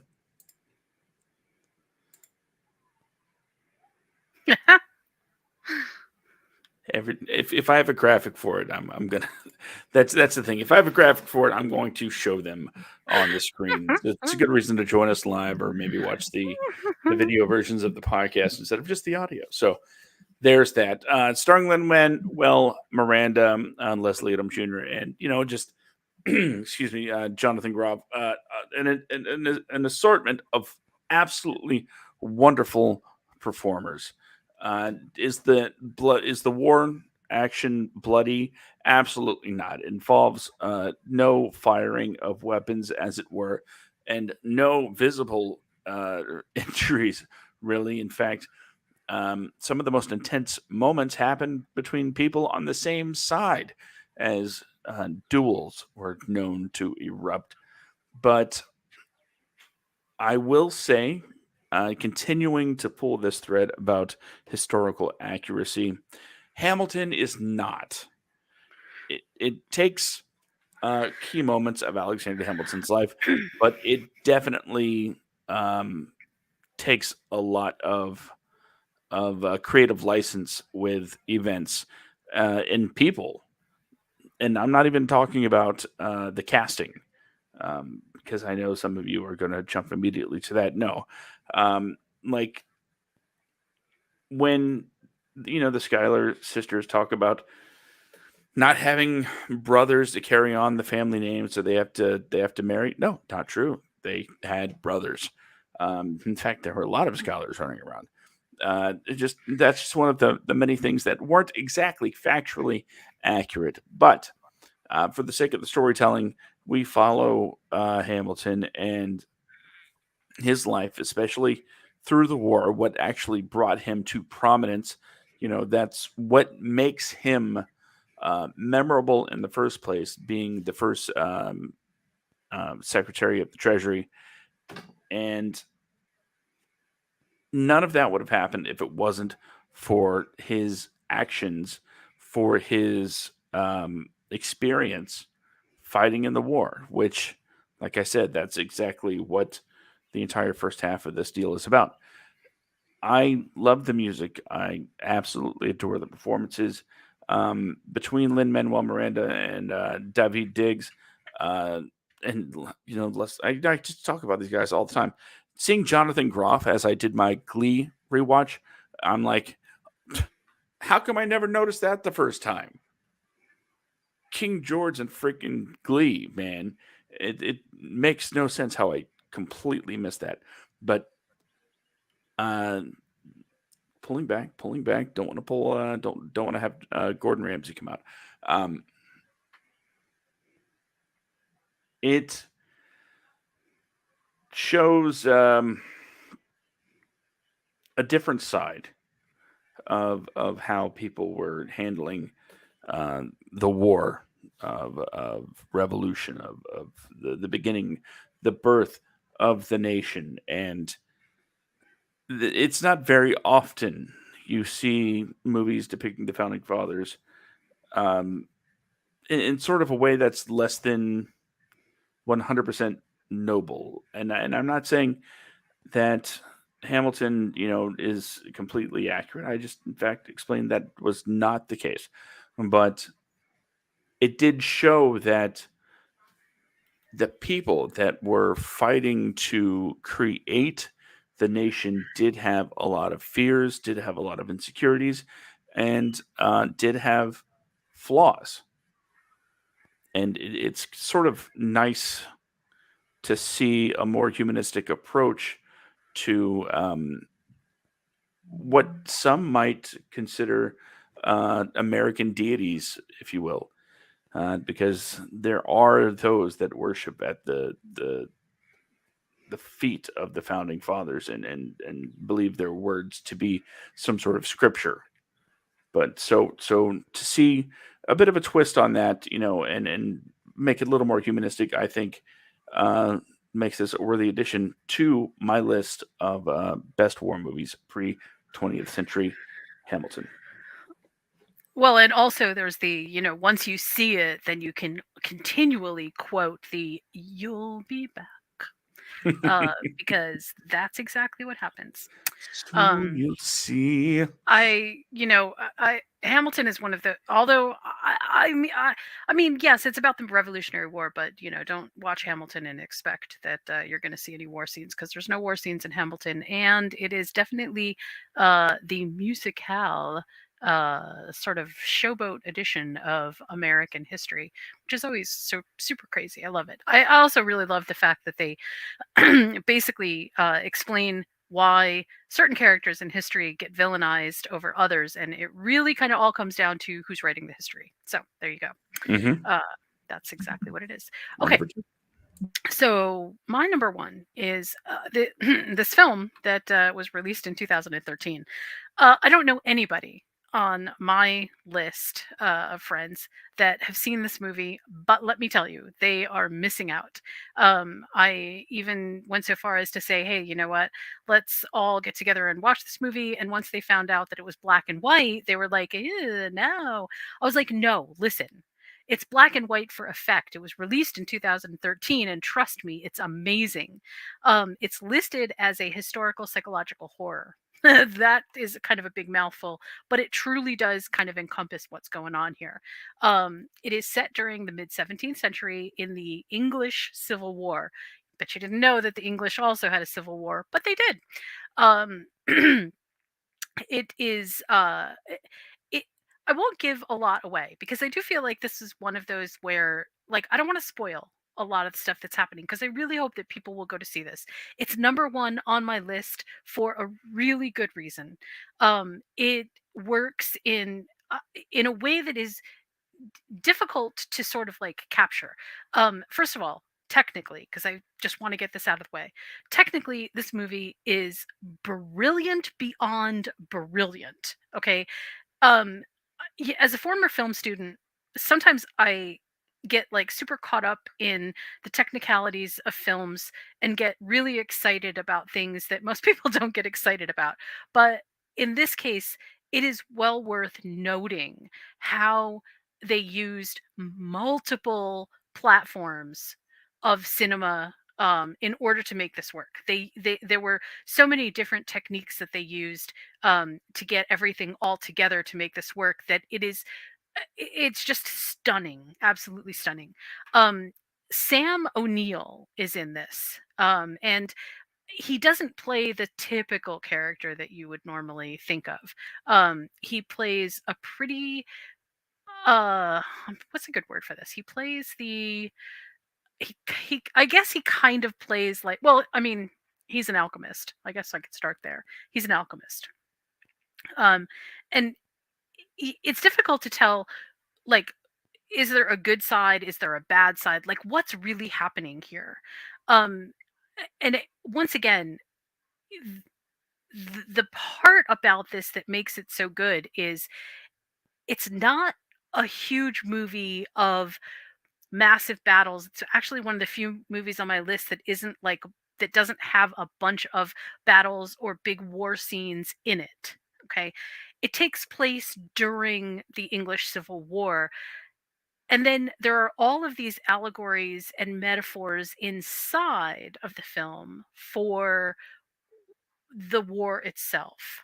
And it happens as the characters begin not trusting each other, turning on each other, um, thinking that there's buried treasure in a certain place, and then finding out that the buried treasure is really nothing. Um, it's just such a brilliantly done film to express the more inane aspects of warfare and why fighting amongst a group is always going to be a recipe for disaster. But it does so in kind of like a meta context. So, yes, the Civil War is raging around them, but inside of this little group, it's like you get to see exactly why there are going to be no winners here. Um, it's truly amazing. Again, technicalities in this film make the film what it is. The sound production is so good that I got chills. That's how epic it was. The the editing itself, just sort of like as a principle all by itself, was so well done because there are so many pieces to put together, and it does not feel like, a cobbled together film. But the distance between the shots that have to be put together, that there's an editing brilliance in that. So that's a totally different aspect. And then more than that, there is the actual screenplay itself. The screenplay does not feel like it has any rules at all. It just feels like a group of guys got together and decided to shoot this film. That's not what happened, but that's the feel that you get. And that, I think, is important to the film's success. And you'll understand if you watch the film why that's so important. Um, there are so many sort of like, I don't want to say that there are red herrings, but there are so many distractions that kind of lead you think one way and actually they go another. And again, these are all super awesome metaphors for the field and vision of war as a whole, that they grind down into this group that are having all of these issues. It's just amazing. It's absolutely the coolest movie I've seen in forever. That isn't, like super high effect driven, that isn't, a massive sort of like, I love Thor Ragnarok, but obviously that took a lot to put together. This film feels like it's somebody's art project, but then when you look closer at it, it definitely is not somebody's art project. It is big, it is massive, and it doesn't feel like it. That to me is just absolutely epic. There are elements of personal and psychological horror in here which really override the tone and tenor of everything else that you start to see, and you begin to feel this like existential dread almost. And once you get there, then you're like, oh yeah, okay, now I totally realize where they were going. But it takes a while to ramp up into that, and that journey in and of itself is just so perfect for the overall sort of trope of this is war. So that's my movie for my number one choice, A Field in England. I really gave this one a lot of thought.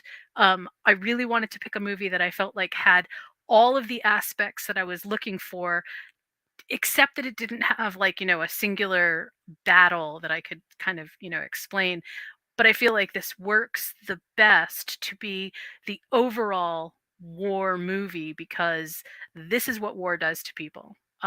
Just an excellent movie. So, A Field in England, released in 2013. Okay, that's an interesting one. Um, I can't say that I've seen it, although it does sound like something that should make its way into on everybody's watch list.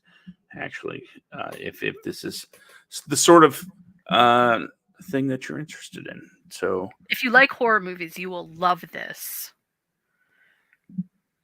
I the premise alone, you know how I am with my horror movies. I like them not so much to be have some sort of twist, as it were, but I'd like them to be unconventional. Yeah, and this definitely is unconventional. Oh, you know what I should say? I should say if you are a fan um of Roger Eggers, um Hmm. minus sort of the longer and protracted narrative. But if you like The Witch, um, if you like The Lighthouse, you'll love this movie. It has that feel to it. Okay. So there you Okay. go. So you're number one. In a strange coincidence, mine is also about the Civil War, No. English. Oh, I mean, it's about the Civil War and the people speak English. That's Oh, so it wasn't about the English Civil War. I no, gotcha. no, Okay. no. This is about America. Gotcha. Specifically, this is about the American Civil War. It came out in 1993, directed by Ronald F. Maxwell. I'm talking about Gettysburg. Oh, that's a good choice. It is an amazing uh, tale that it was actually shown in my American history class. Not least of all because of the painstaking efforts they make to be accurate, but just as we've mentioned before, the scale of it was incredible.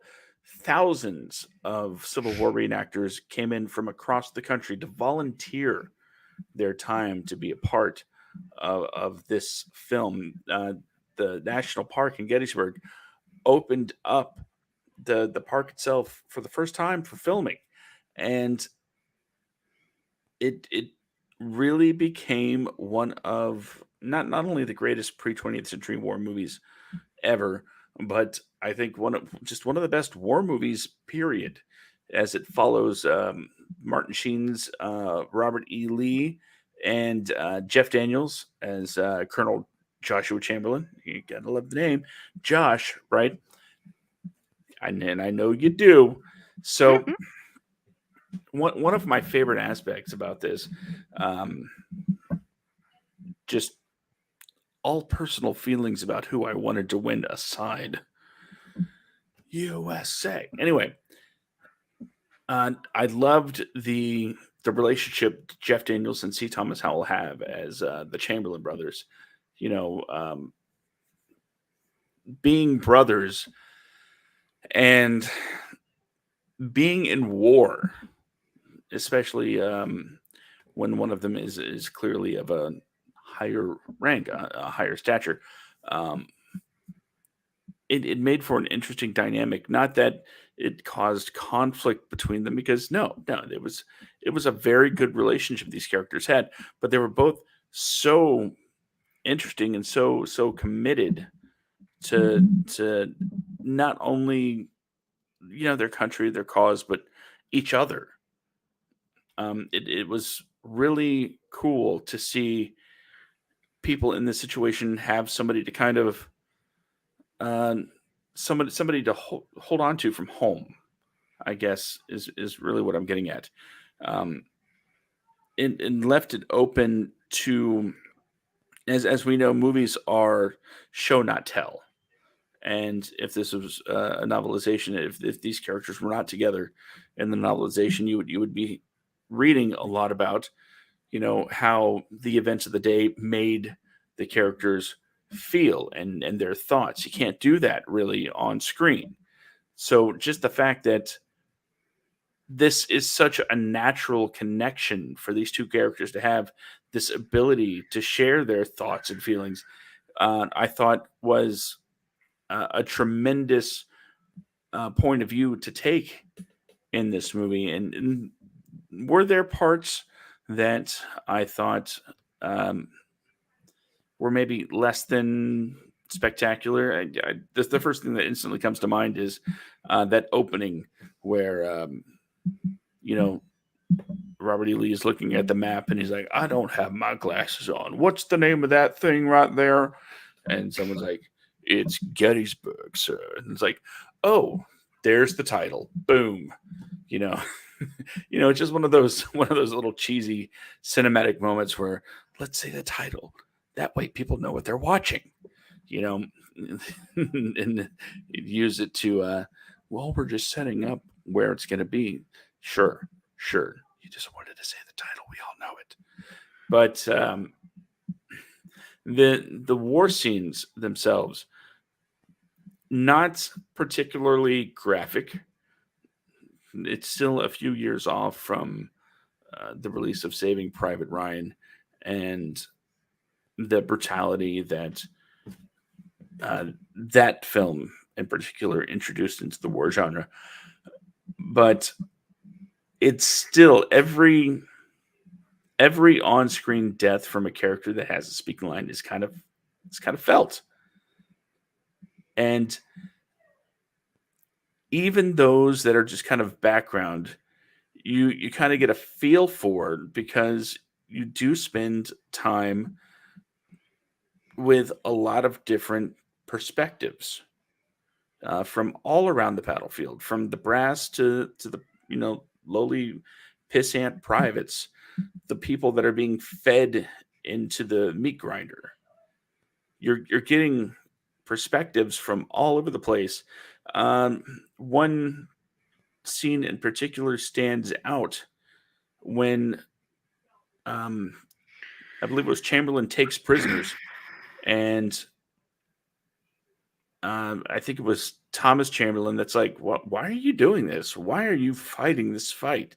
And one of the um, Confederate soldiers is like, "Stage rats." It's like, yeah, yeah, okay, that's there. Was a lot of bamboozling going on to get people to fight for um, weird things, and the thing to remember is a private's a private for the most part, and they find that even though they're on opposing sides and have not so similar interests in the outcome of the war, that nobody involved is running the show, and they're all just following the orders that they're being given. That's their similarity, that their lot in life is to follow orders. And it just so happens that on this particular occasion, these two men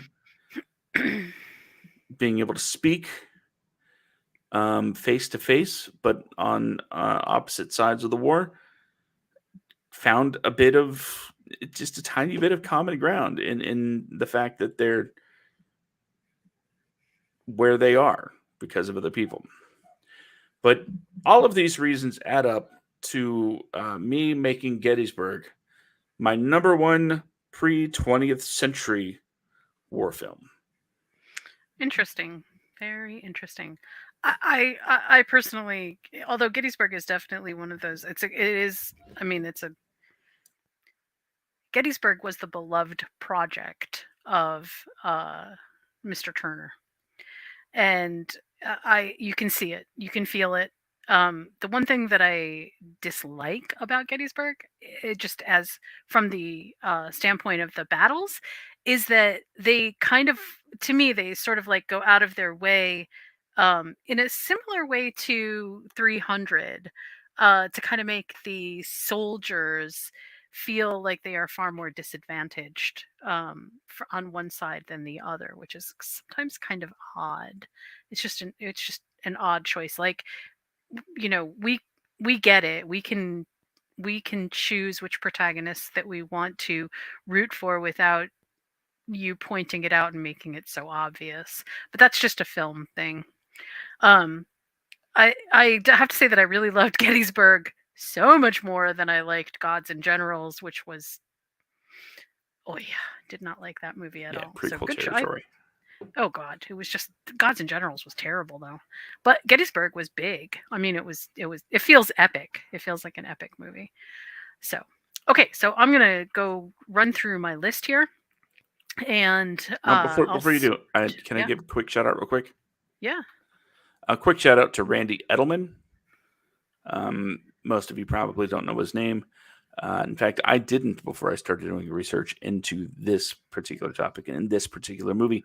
But Randy Edelman did the music for Gettysburg, which, other than the imagery that the movie has, the music has become iconic and synonymous with kind of that period in time, because you hear it in a lot of different places. So shout out to Randy Edelman for making just amazing music to go with the movie. Yeah. Okay. Okay.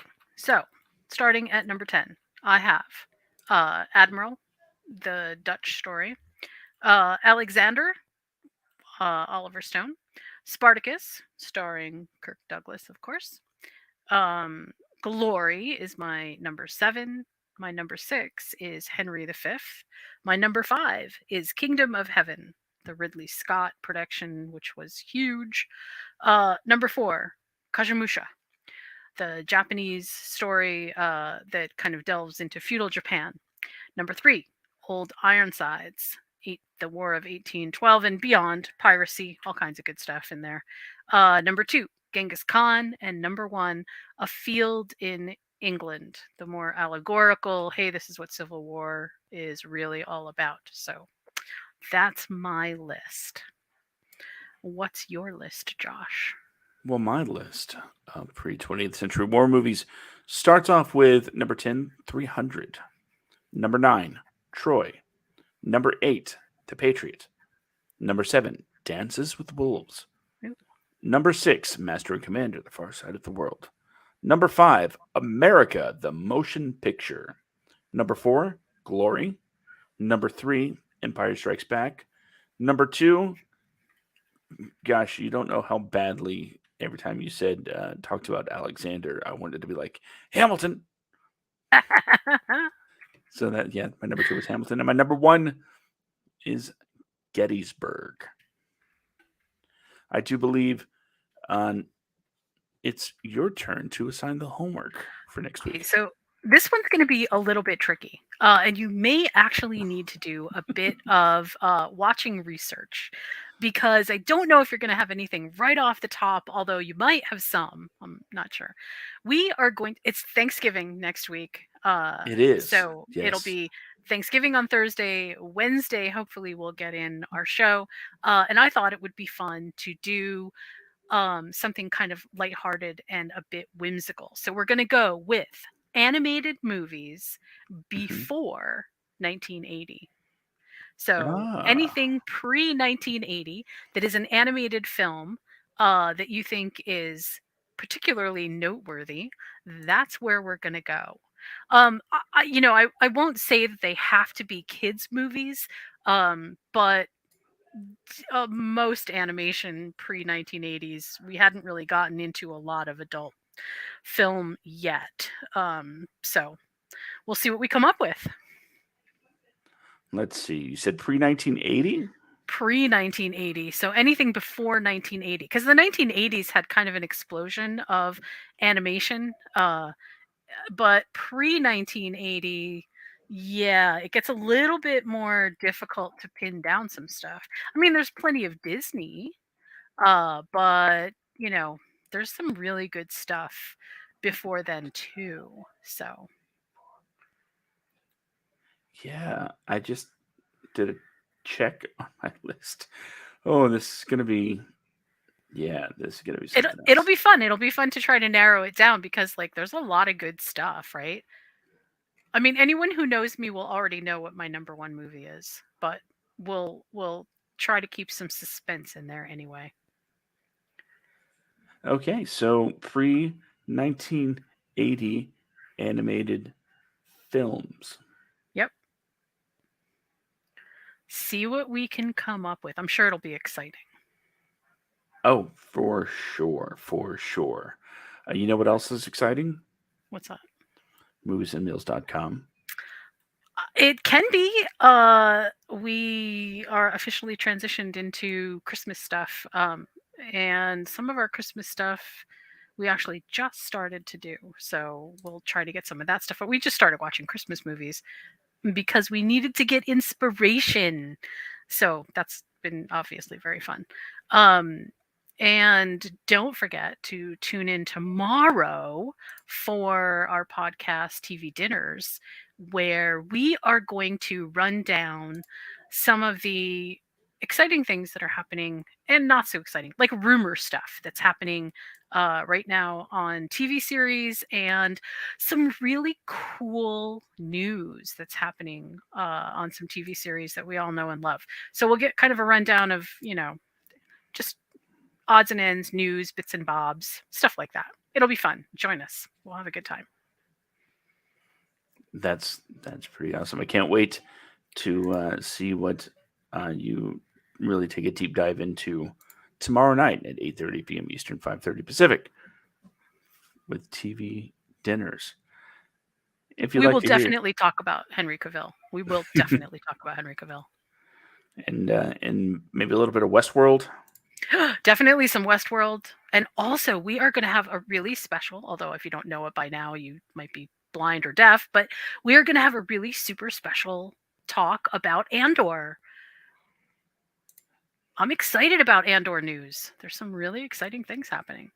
News, eh? Yes. Yes. Okay, okay. Yeah, okay, okay. I can dig that. But you'll have to tune in tomorrow to hear what it is. Yes. So make sure you do that right here on this channel.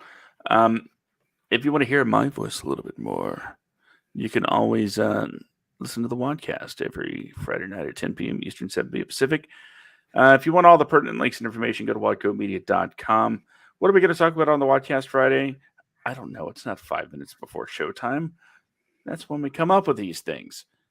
Okay, sometimes we do have a plan ahead of time, like on the last episode when we talked to Dave Uchansky, producer and writer, as well as sometimes actor. And that was a wonderful, very enlightening conversation, especially when it comes to how to, maybe pull together funds or things like that for the movie that you want to make. Also, every Monday,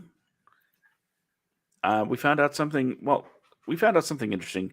Our friend Tori had never seen Doctor Who, so we made an Crazy. agreement that she would watch Doctor Who and then talk about it on our new show, Tori Finds the TARDIS. That's every Monday night at 8:30 p.m. Eastern, 5:30 Pacific, right here on this channel. And if you want to see my lists from tonight's episode or any of the previous episodes, you can always find my profile on Letterboxd. That's at a skit comic. Just do a quick search for skit comic in Letterboxd, and you will see not just all the lists from 1021, but all of the lists that I've made, just in general about movies. Letterboxd, start paying us, please, because I would love to have you guys as an actual sponsor. You don't even have to give us free stuff. Just you know, hey, just let us say that you sponsor us. That'd be awesome. Anyway, I think that's going to do it for us here tonight. As once again we pass uh, with ease the 2 hour mark. We go longer every week, but that just means we love what we talk about here on 1021. And um, thank you, Jen, for being a wonderful list maker. You are. Had fun. Had much fun. And thank you all for listening. So until next list, actually until tomorrow because I expect you to be at TV dinners. Until next time, I just want to say, can't thank you enough. Have a wonderful night. Have a wonderful week. Bye. We're named the Dog Indiana.